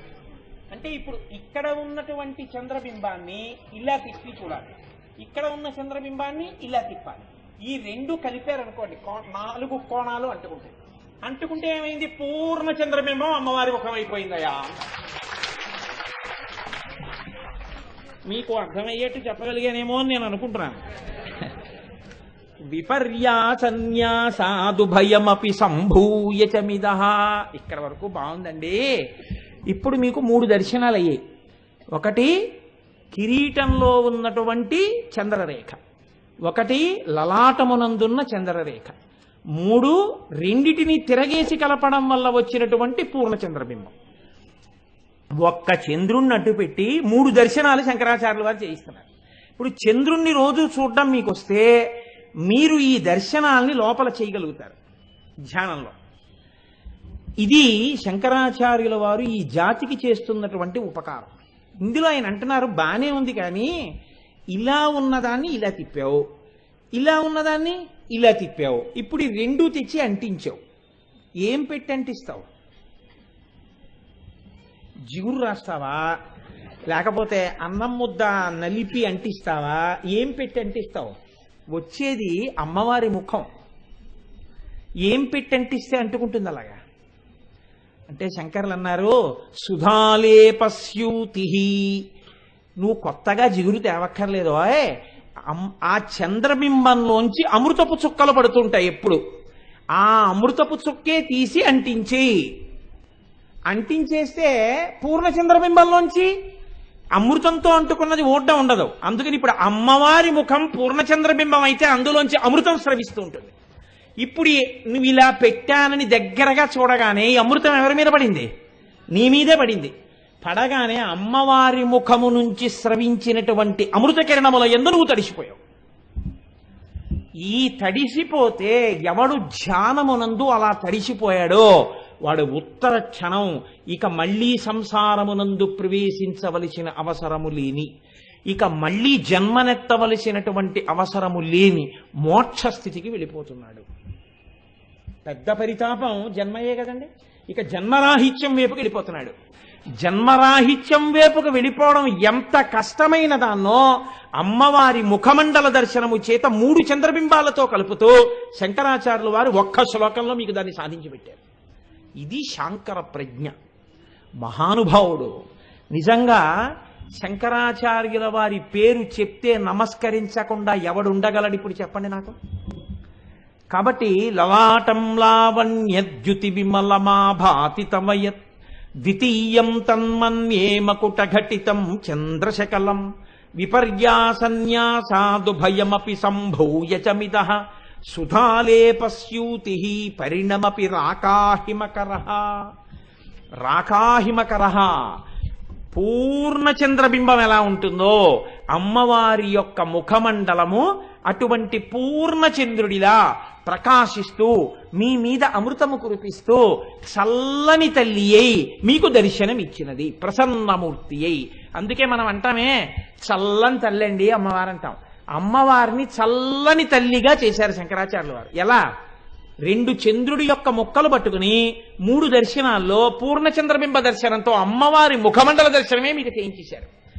ఈ శ్లోకాన్ని ఆధారం చేసుకుని చంద్రబింబాన్ని పరిశీలనం చేస్తూ ఎవడు ధ్యానం చేస్తాడో వాడు మహోత్కృష్టమైనటువంటి స్థితిని పొందుతాడు. అయితే గమ్మత్తు ఏమిటంటే అమ్మవారు సుధాలేపస్యూతి పరిణమపి రాకాహిమకరః. ఆ తల్లి చల్లటి వెన్నెలలు కురిపించేటటువంటి ముఖం ఉన్నటువంటి తల్లి. శంకరాచార్యుల వారి యొక్క ప్రజ్ఞ చాలా గమ్మత్తుగా ఉంటుందండి. ఇంత చల్లతనం ఉన్నటువంటి అమ్మని తనదిగా చేసుకుని ఉన్నటువంటి వాడు కూడా ఇంకా చల్లతనాన్నే కోరుతూ ఉంటాట. దేనివల్ల తెలుసా అండి? ఇప్పటి వరకు ఆవిడ చల్లతనం చెప్తున్నారు, మీరు పొందుతున్న నిష్కారణ దుఃఖాలు, నిష్కారణ వేదనలు, అనవసరపు కోర్కెలు, మీరు పరిగెడుతున్న పరుగులు, మీరంటే మీరు కాదు, నేను మొదటి చెప్పాను, మీరు మహాభక్తులు, మీకు అలా ఉండదు. నాబోటిగాడి గురించి చెప్తున్నాను. నాబోటిగాడు పొందేటటువంటి పరివేదన వల్ల నేను పొందేటటువంటి దుఃఖం, దాంట్లోంచి వచ్చేటటువంటి వేడి, అనవసరపు కోరికలు, దాని వెంట పరుగులు ఎలా ఉంటుందో చెప్తూ ఒక చోట ఒక గమ్మత్తైన శ్లోకం ఇచ్చారు. నాకు ఎంత ఇష్టమో ఆ శ్లోకం అంటే.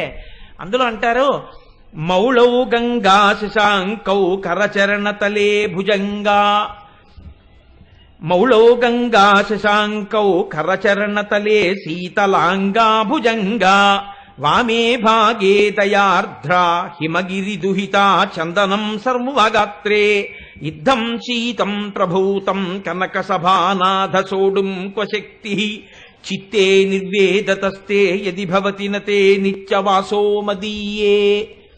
శంకరా, నీకేమో నెత్తి మీద రెండున్నాయి, ఒకటి చంద్రవంక, ఇంకొకటి గంగ. ఈ రెండూ చాలా చల్లటివే. చంద్రుడు చల్లగా ఉంటాడు, గంగా చల్లగా ఉంటుంది. ఈ గంగ చల్లతనంగా ఉండడం అనేటటువంటి దాన్ని ఆధారం చేసుకుని బాలమురళీకృష్ణ గారు పరమశివుడు నిద్రపోయి లేస్తే ఎలా ఉంటుందో ఊహ చేసి సుప్రభాతం చేశారు ఆయన. చాలా గమ్మత్తుగా ఉంటుంది ఆయన చేసినటువంటి ఆ సుప్రభాతంలో. శంకరుడు పడుకుని నిద్రపోతున్నట్ట. నిజంగా నిద్రపోతాడా అంటే ఆయన మన్యే ఊహించారు. పరమశివుడు పడుకుని నిద్రపోతున్నట్ట. నిద్రపోతుంటే ముందు యజమాని లేవాలా, యజమానురాలు లేవాలా అంటే యజమానురాలు లేస్తుంది, యజమాని కాదు లేచేది. అందుకని ఆవిడ లేచింది ముందు. లేచి ఇల్లంతా చక్కబెట్టుకుంది. ఆయన లేస్తాడు, ఏదో పూజ అంటాడు, పునస్కారం అంటాడు, అన్ని ఏర్పాట్లు చేసింది. ఈవిడ లేచిన తర్వాత ఎప్పుడైతే అమ్మ లేచిందో, ఒరే లేచి వేదం చదువుకోండి, ఒరే లేచి స్తోత్రాలు చదువుకోండి అని పిల్లలిద్దరినీ కూడా లేపింది. పెద్ద సంసారం కదండి, ఆద్య కుటుంబిని, మొదట కుటుంబం వాళ్ళదే మరి. అందుకని వాళ్ళు మనలాగే పిల్లల్ని లేపాలి. అమ్మవారిద్దరినీ లేపి వినాయకుడిని సుబ్రహ్మణ్యుడిని కూర్చోబెట్టి చదువుకోమంది. ఇద్దరు చెరోగోడ దగ్గర దర్భాసనాలు వేసుకుని చదువుకుంటున్నారు వేదం. చదువుకుంటుండగా ఇంత వేళయింది ఇంకా పడుకున్నారేమిటినా అని ఆయన్ని లేపుదామని ఆవిడ గదిలోకి వెళ్ళింది. నాన్నగారు నిద్రలేస్తున్నారని చెప్పి పిల్లలిద్దరూ వేదం పుస్తకాలు పక్కనెట్టేసి వీళ్ళు కూడా అమ్మ వెనకాతలే పవిటకం కట్టుకుని వెళ్ళారు. హంసతూలికా తల్పం మీద పడుకుని ఉన్నాడు శంకర్. అమ్మవారు వెళ్ళి ఇలా తట్టి లేవండి లేవండి అంద కదా. అలా పర్యంకం పక్కన తిరుగుతూ ఏదో పని చూసుకుంటూ, ఏమండి చాలా తెల్లవారిపోయింది ఇంకా ఏమిటి పడుకున్నారు అని ఏదో మాట్లాడుతోంది ఆవిడ తిరిగి. ఈలోగా పెద్దవాడు వినాయకుడు, పెద్దవాడే, అమ్మో తండ్రి గారు లేస్తారని గబగబా తండ్రి గారి పాదాల దగ్గర నించున్నాడు. నాన్నగారు లేవగానే కాళ్ళు పట్టుకున్నాడు. చిన్నవాడే కదండి, అమాయకుడు వాడు, ఇంకా నిన్న మొన్న పుట్టినవాడు. అందుకని సుబ్రహ్మణ్యుడు మాత్రం ఏం చేశాడంటే శంకరుడు పడుకునేటటువంటి తలగడా దగ్గర ఎక్కి కూర్చున్నట్టు. కూర్చుంటే ఇప్పుడు ఆయనకు చిత్రమైన బుద్ధి పుట్టింది. నాన్నగారు పడుకున్నారు కదా అని నాన్నగారి మూడో కంటి దగ్గర చెయ్యెట్టేట. వెచ్చగా తగిలింది అగ్నిహోత్రం. ఇప్పుడు వేడిగా ఉంది. మనం చూడండి, నిప్పుల కుంపటి దగ్గరికి వెళ్ళి, ఇప్పుడు లేవు కుంపట్లు కానీ మా చిన్నతనంలో ఉండేవి, కుంపటి దగ్గర ఇలా చెయ్యడితే సెగకి వేడెక్కేది. చలికాలంలో గొంతు కూర్చుని ఆ వేడి ఇలా నుదురు మీద, ఇలా కళ్ళ మీద, ఇలా ముక్కుల మీద పెట్టుకుని, వేరే నా బొగ్గలు ఎంత వేడెక్కాయో, నా నుదురు ఎంత వేడెక్కిందో అనుకుంటూ ఉండేవాళ్ళం. అలా మూడో కంటి మీద చెయ్యెట్టేవట, వేడిగా ఉండేదిట. గంగ మీద చెయ్యెట్టేవట, చల్లగా ఉండేదిట. నాన్నగారి మూడో కంటి మీద చెయ్యట్ట, నాన్నగారి గంగలో చెయ్యట్ట, ఇలా తల మీద మూడో కంటి మీద పెట్టి ఆడుకుంటున్నట్ట. ఇంతలో అమ్మవారు ఇడిదిరిగి వచ్చి చూసి, ఉదే ఏమిట్రా ఆటలు, నాన్నగారు పడుకుంటేను, లే అలా ఆడచ్చా, అన్న ఇలా చక్కగా వెళ్ళి కాళ్ళ దగ్గర నుంచో నాన్నగారు లేస్తారు అందిట. అనేటప్పటికే పరమశివుడు ఇలా కళ్ళు విప్పేట ప్రసన్నుడై. ఆయన ఒక్కసారి లేచి ఒళ్ళు విరుచుకున్నాడు. మరి నిద్ర లేవగానే ఎవరైనా విరుచుకోవాలి కదండి. ఆయన విరుచుకుంటే ఆయనకు అలవాటు ఉంది, పాశంచ ఘంటాం, నడుం చుట్టూ గంటలు కట్టుంటాయి. ఆయన ఇలా ఒళ్ళు విరుచుకునేటప్పటికీ గణ గంటలు మోగి. ఈ గణ గంటలు మోగేటప్పటికీ అమ్మ బాబోయ్ శంకరుడు బయటికి వచ్చేస్తున్నాడులా ఉంది, నేను గబగబా ఆయన్ని తీసుకెళ్ళడానికి సిద్ధమైపోవాలని, ఇంకా శంకరుడు లేవలేదు కదా అని. పాపం చలికాలం ఆ నంది పడుకునేటప్పుడు చాలా గమ్మత్తుగా పడుకుంటుంది. వెనక రెండు కాళ్ళు మడిచేసి కడుపు కిందకు పెట్టుకుంటుంది, ముందు రెండు కాళ్ళు మాత్రం ఇలా మడతేసుకు పడుకుని ఇలా ఓ పక్కకి ఒరిగి అలా ఎత్తి చూస్తూ, ఒక్కొక్కసారి దానికి ఇంకా విశ్రాంతిగా పడుకోవాలనిపించింది అనుకోండి, భూమి మీదకి ఇలా ఒరిగిపోయి యువతల దవడ తగిలేటట్టుగా ముఖాన్ని పెట్టేసి ఇలా రెండు కళ్ళు మూసుకు పడుకుంటే దాని మీద ఒక పక్షి వాలి కొద్దిగా అలా అలా అలా పొడుస్తోంది అనుకోండి, ఇంకా తన్మయావస్థలో పడుకుంటాడు. అలా పడుకుని ఉన్నట్టు నందీశ్వరుడు. ఈలోగా గంటలు వినపడ్డాయి. అమ్మో శివుడు లేచాడని ఒక్కసారి నంది లేచి ఒళ్ళు విరుచుకుని ముందుకు సాగి అంబా నడిచాట. ఈ అరుపు విని నెమలనుకుందిట, అయ్య బాబోయ్ ఎక్కడో మేఘాలు ధ్వని చేస్తున్నాయి, మేఘం ధ్వని చేస్తే నెమలి కదా, అందుకని ఆ మేఘ ధ్వని వినబడేటప్పటికి నాట్యం చేయాలి. నెమలి లేచి నాట్యం మొదలెట్టింది.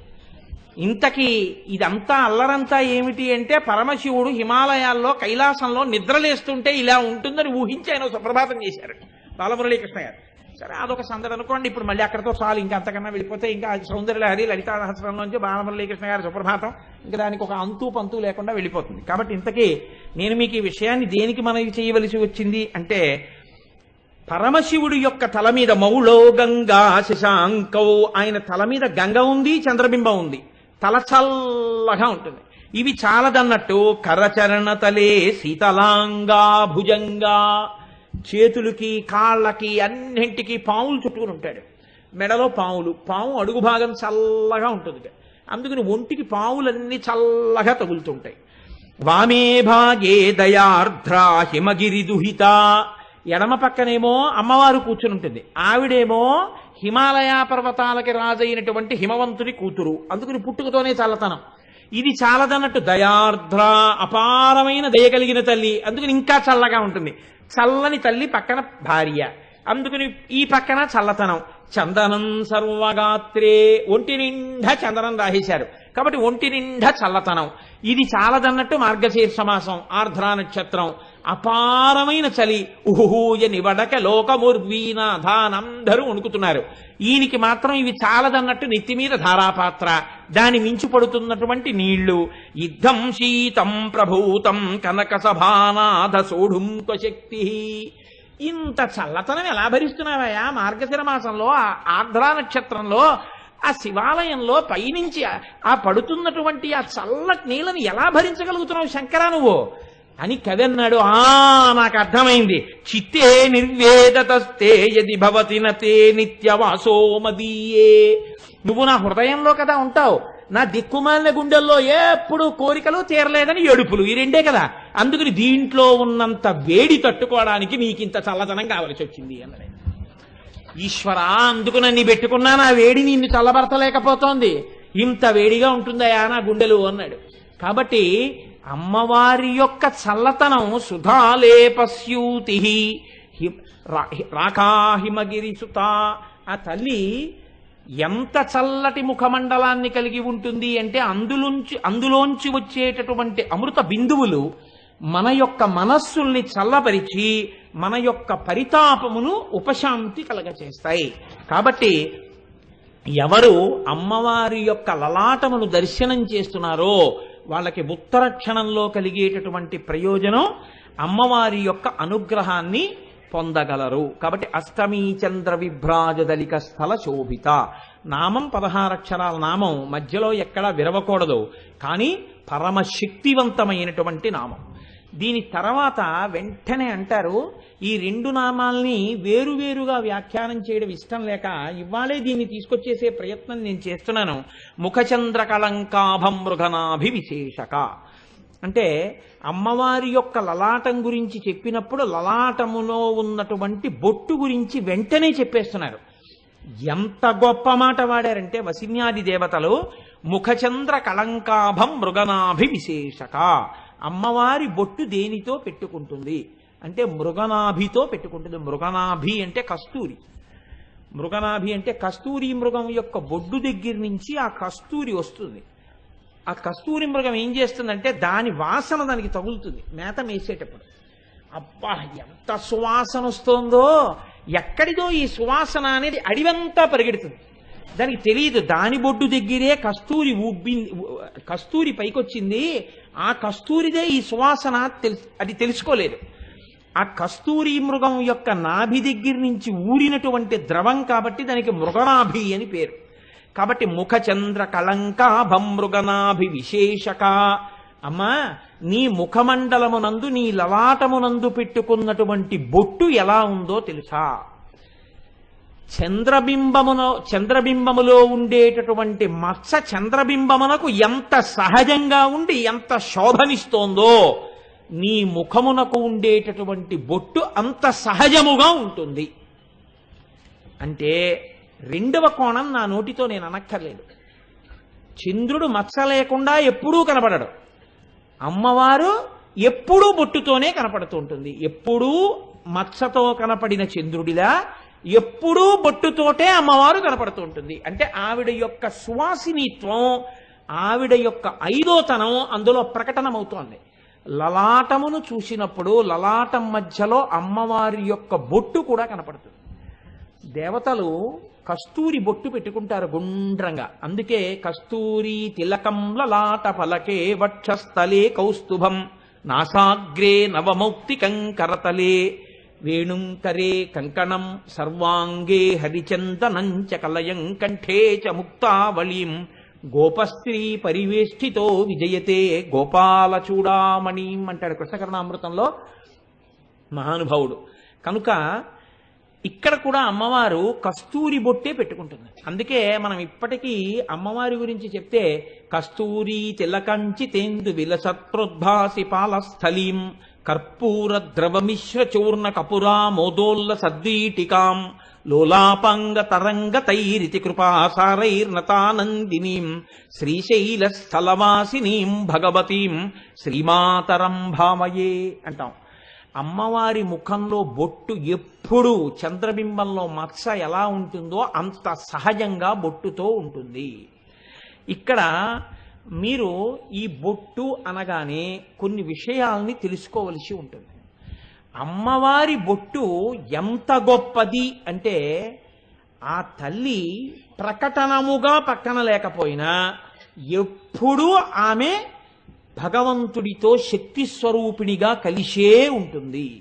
దీనికి నేను తరచు చెప్తుంటాను. పోతన గారు అనుభవించినటువంటి సన్నివేశాన్ని. బ్రహ్మచారిగా వచ్చాడు వామనమూర్తి, పక్కన భార్య లేదు. భార్య లేకపోయినా ఆయనకి దానం చేసేటప్పుడు బలిచక్రవర్తి అన్నాడు, రమ్మా మానవ కొత్తమ లెమ్మ నీ వంచితమ్ము లేదనకిత్తున్ చెమ్మ అడుగుల ఇటురా నిమ్మ కడు గంగ వలయు నేటికి తడయన్. ఇదిగోనయ్యా బంగారు పళ్ళెం, బ్రహ్మచారి పాదాలు పెట్టి కడుగుతానన్నాడు. బ్రహ్మచారి కాబట్టి ఆ బంగారు పళ్ళెంలో నుంచి కాళ్ళు కడగమన్నాడు. వింధ్యావళి బలిచక్రవర్తి భార్య బంగారు చెంబుతో నీరు పోస్తోంది ఆ కలశతోటి. బలిచక్రవర్తి కాళ్ళు కడుగుదామని వంగాడు. పోతన గారు అన్నారు, బలిదైత్యేంద్ర కరధ్వజీకృత జల ప్రక్షాళన వ్యాప్తికిం జలజాతక్షుడు సాచ యోగి సుమన సంప్రార్థిత శ్రీదమున్ కలితానమ్ర రమా లలాట పదవీ కస్తూరికాషాదమున్ నళినామోదము రత్ననూపరము నానావేదమున్ పాదమున్ అన్నారు. ఆ శ్రీమన్నారాయణుడు బ్రహ్మచారిగా ఉన్న వామనమూర్తిగా కాళ్ళు కడుగుదామని వంగిన బలిచక్రవర్తికి బ్రహ్మచారిగా ఉన్నటువంటి వామనమూర్తి పాదముల రెండింటి మీద కస్తూరి బొట్లు రెండు కనబడ్డాయిట. ఎక్కడవి కస్తూరి బొట్లు అన్నారు.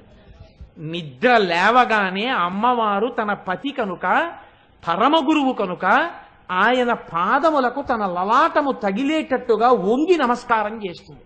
చేసినప్పుడు ఆవిడ లలాటమునకు పెట్టుకున్నటువంటి కస్తూరి తిలకం ఆయన పాదాల మీద ముద్రపడింది. అందుకని అమ్మవారు అంతటి మహాపాతివ్రత్యాన్ని తన బొట్టు చేత కూడా ఆవిష్కరిస్తూ ఉంటుంది. మీరు ఒక విషయాన్ని బాగా జ్ఞాపకం పెట్టుకోవలసి ఉంటుంది. కనుబొమల మధ్యలో ఉండేటటువంటి ఆజ్ఞాచక్రం మీద మాత్రమే ఈ బొట్టు పెట్టుకుంటారు. బొట్టు ఎక్కడ పడితే అక్కడ పెట్టుకోకూడదు, ఎలా పడితే అలా పెట్టుకోకూడదు.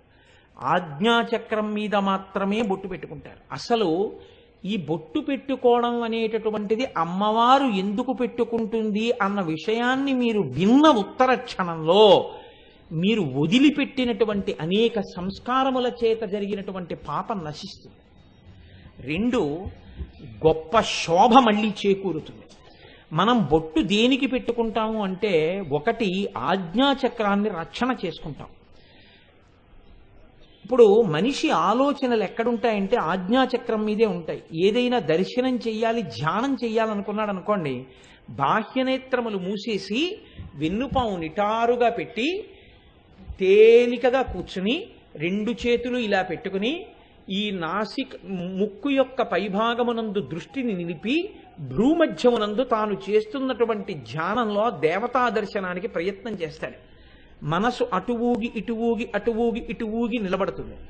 నిలబడిన తర్వాత దర్శనం ఈ భ్రూమధ్యంలో ఆజ్ఞాచక్రం మీద జరుగుతుంది. అందుకే మీరు చూడండి, ఏదైనా గుర్తు రాలేదనుకోండి, గుర్తు రాకపోతే ఏం చేస్తారంటే అంటారు, అంటే ఇలా కళ్ళు మూసుకుని ఇక్కడికి దృష్టి పెట్టి ఇక్కడ ఆలోచిస్తాడు. ఆజ్ఞాచక్రం మనస్సు ఇక్కడ నిలబడుతుంది. అందుకని ఈ ఆజ్ఞాచక్రం మీద బొట్టుతో ఆచ్ఛాదన చెయ్యాలి. సాధారణంగా లోకంలో ఉండేటటువంటి ప్రజ్ఞ ఎలా ఉంటుందంటే, ఎప్పుడూ ఆజ్ఞాచక్రం బొట్టు చేత ఆచ్ఛాదన చేయబడితే ఒకటి దృష్టి దోషం ఉండదు. కొన్ని వేల మంది యొక్క దృష్టి ఆ ఒక్క ముఖం మీదే నిలబడుతున్నాయనుకోండి, ఆయన యొక్క ఉపాసన చేత కలిగినటువంటి జ్యుతి క్షీణించిపోతున్నాయి. ఈ జ్యుతి క్షీణించకుండా ఉండాలంటే అమ్మవారి రక్ష పెట్టుకుంటారు. ఆ రక్ష ఆజ్ఞాచక్రం మీద పెడతారు. అప్పుడు ఆ దృష్టి యొక్క దోషాన్ని విరగ్గొట్టేస్తుంది. అది ఆయన మీదకి వచ్చి ఆయనని ఏమీ చెయ్యలేదు. రక్షణ కవచంగా ఉంటుంది. ఆయన యొక్క స్మృతి నిలబడుతుంది, జ్ఞాపక శక్తి పెరుగుతుంది, ఆలోచన పెరుగుతుంది. అన్నిటికన్నా గొప్పది ఏమిటంటే లలాటమునందు విభూతి రేఖలు ఉండాలి. అవి 3 రేఖలుగా ఉండాలి. 3 రేఖలుగా ఉండి ఈ నొసట నుంచి ఈ నొసట వరకు ఉండాలి. ఇలా 3 రేఖలు ఏ లలాటం మీద ఉంటాయో అక్కడ ఈశ్వరానుగ్రహం కలుగుతూ ఉంటుంది. ఈశ్వరానుగ్రహం దేనికి కలుగుతుంది అంటే దాని పేరు భస్మ. భ అంటే భగవంతుడు, స్మ అంటే స్మరణ. ఇలా పెట్టుకున్న వాడికి ఎక్కువగా భగవంతుడు స్మరణలోకి వస్తూ ఉంటాడు. ఈయన అన్నిటికీ భగవంతుణ్ణి స్మరిస్తాడు కాబట్టి ఈయన మనస్సుని అవతల వాళ్ళు గమనించి ఈయన కోరిక తీర్చేటట్టుగా అనుగ్రహం ఆయనకి అవతల వైపు మనస్సు మీదకు పడుతుంది. అందుకే హరిణాపి హరేణాపి బ్రహ్మణాపి సురైరపి లలాట లిఖితారేఖ పరిమాస్త్రం నశక్యతే. లలాటం మీద రాసిన గీత మారదంటారు. కానీ మన వాళ్ళు ఎందుకు బొట్టు పెట్టుకోమంటారంటే, ప్రతిరోజు విభూతి చేత ఆచ్ఛాదింపబడి బొట్టు పెట్టుకుంటే అలా బొట్టు పెట్టుకోవడం వల్ల అమ్మవారి యొక్క అనుగ్రహం ఆజ్ఞాచక్రం మీదకి వస్తుంది. మనసు సరి అయిన నిర్ణయాలు చేసుకోగలుగుతుంది. సరి అయిన నిర్ణయం చేత సరి అయిన వైపుకి నడుస్తాడు. 2, అశౌచంతో ఉన్నాడు అని గుర్తు ఏమిటంటే బొట్టు ఉండదు. బొట్టు పెట్టుకోనంతసేపు ఆయనకి ఆశీర్వచనం చేసే స్థితిలో లేడు. నమస్కారం పుచ్చుకోవడానికి సిద్ధంగా లేడని గుర్తు. నమస్కార యోగ్యుడై ఉన్నాడు అని గుర్తు ఏమిటంటే బొట్టు పెట్టుకుని ఉంటాడంటే శోభస్కరుడై ఉన్నాడు. ఆడది బొట్టు పెట్టుకుంటుంది. ఆడది బొట్టు పెట్టుకునేటప్పుడు పుట్టింట్లో బొట్టుతో మొదలుపెట్టి అత్తవారింట్లో కూడా ఆ బొట్టు అలా కొనసాగాలనే పుట్టింటి వాళ్ళు అత్తింటి వాళ్ళు ఎప్పుడూ కోరుకుంటారు. ఆ బొట్టు సువాసినీత్వానికి గొప్ప సూచన. ఇప్పుడంటే ఇలా తగలబడింది కానీ దేశం, ఒకానొకప్పుడు శివాజీ మహారాజ్ ఎవరి లలాటమునందైనా బొట్టు కలిగిన ఆడది కనపడితే చాలు ప్రణిపాతం చేసి నమస్కరించేవట అమ్మవారు అని. కొన్ని మతాల్లో ఉన్నటువంటి వాళ్ళు బొట్టు పెట్టుకోరు. అటువంటి వాళ్ళని పొరపాటున చెరబట్టి తెస్తే వారికి వివాహమైందని తెలిస్తే శివాజీ మహారాజు పల్లకీలో పెట్టి పంపించేసేవాడు వాళ్ళని. అంత గౌరవించింది ఈ జాతి పెళ్ళైన ఆడదాన్ని. సువాసిని చిహ్నంలో మొట్టమొదటిది ఏది అంటే బొట్టే. ఆ బొట్టు అంత గొప్పది. ఈ బొట్టు 3 కారణములు చెప్తారు. నేను దీన్ని ఎందుకు చెప్పారు అమ్మవారి బొట్టు గురించి అన్నదాన్ని మీరు జాగ్రత్తగా వింటే మీకు ఉత్తర క్షణంలో దానివల్ల ప్రయోజనం కలుగుతుంది. ఈ బొట్టు సుగంధభరితమైన పదార్థము చేత చెయ్యబడినది మాత్రమే పెట్టుకోవాలి. సుగంధభరితము కాని పదార్థముతో బొట్టు పెట్టుకోకూడదు. స్టిక్కర్తో బొట్టు పెట్టుకోవచ్చా అండి? ఒక్కనాటికి పెట్టుకోకూడదు. ఎందుకు పెట్టుకోకూడదు? అది సుగంధభరితం కాదు. స్టిక్కర్ వెనక్కి తిప్పి వాసన చూడు. కాబట్టి అది ఖచ్చితంగా నీ ఆజ్ఞాచక్రం మీద ఆలోచనల్ని పాడు చేసేస్తుంది. స్టిక్కర్ అన్నది ఈ జాతికి అలవాట్లేని విషయం. బొట్టు ఎలా పెట్టుకోవాలి అంటే కుంకుమతో పెట్టుకుంటారు, కస్తూరితో పెట్టుకుంటారు, తిలకంతో పెట్టుకుంటారు. ఎందుకు పెట్టుకుంటారు అంటే ఇవి పరిమళాన్ని కలిగి ఉంటాయి. తిలకం మంచి పరిమళంతో ఉంటుంది, కుంకుమ అసలు అమ్మవారు. ఇవి పరిమళ ద్రవ్యాలు. అందుకని బొట్టు పెట్టుకునేటటువంటి పదార్థము పరిమళభరితమై ఉండాలి. 2, అది ఉత్తర క్షణంలో పవిత్రతని సూచిస్తుంది. ఈ పవిత్రత అని ఒకటి ఉంటుంది. ఆ పవిత్రమై ఉన్నాడు అంటే తాను పవిత్రంగా ఉంటే తప్ప తాను ఇతరమైనటువంటి పని చెయ్యడం కుదరదు. 3, సువాసినీత్వానికి మొట్టమొదటి సూచన ఏది అంటే బొట్టే. అసలు ఆ బొట్టుతోనే కనపడుతూ ఉండాలి ఎప్పుడు. కాబట్టి చూడండి, పురుషుడికి జీవితంలో అభ్యున్నతి ఎప్పుడు ప్రారంభమవుతుంది అని అడిగారు. వాడు ఎంత వేదం చదువుకోనివ్వండి, సమావర్తనము అని ఒక ప్రక్రియ ఉంటుంది. పెళ్లి చేసేటప్పుడు ఈ సమావర్తనం చేస్తారు స్నాతకంలో. ఈ సమావర్తనం చేసేటప్పుడు బ్రహ్మచర్య ఆశ్రమం నుంచి గృహస్థాశ్రమంలోకి ప్రవేశిస్తాడు. ఈ గృహస్థాశ్రమంలోకి ప్రవేశిస్తే ఎందుకొరకు ప్రవేశించాలి? ఆడదాన్ని బొట్టు పెట్టుకొమ్మని, మగవాణ్ణి బొట్టు పెట్టుకొమ్మని శాస్త్రం ఎందుకు చెప్పిందో చూడండి. అలా బొట్టు లేకపోతే వాడు సంస్కార రహితుడు అని గుర్తు. వాడు ఏది చెయ్యడానికి అర్హతని పొంది ఉండడు. సరికదా, ఎప్పుడు అశౌచాన్ని మోసుకుంటూ ఉంటాడు.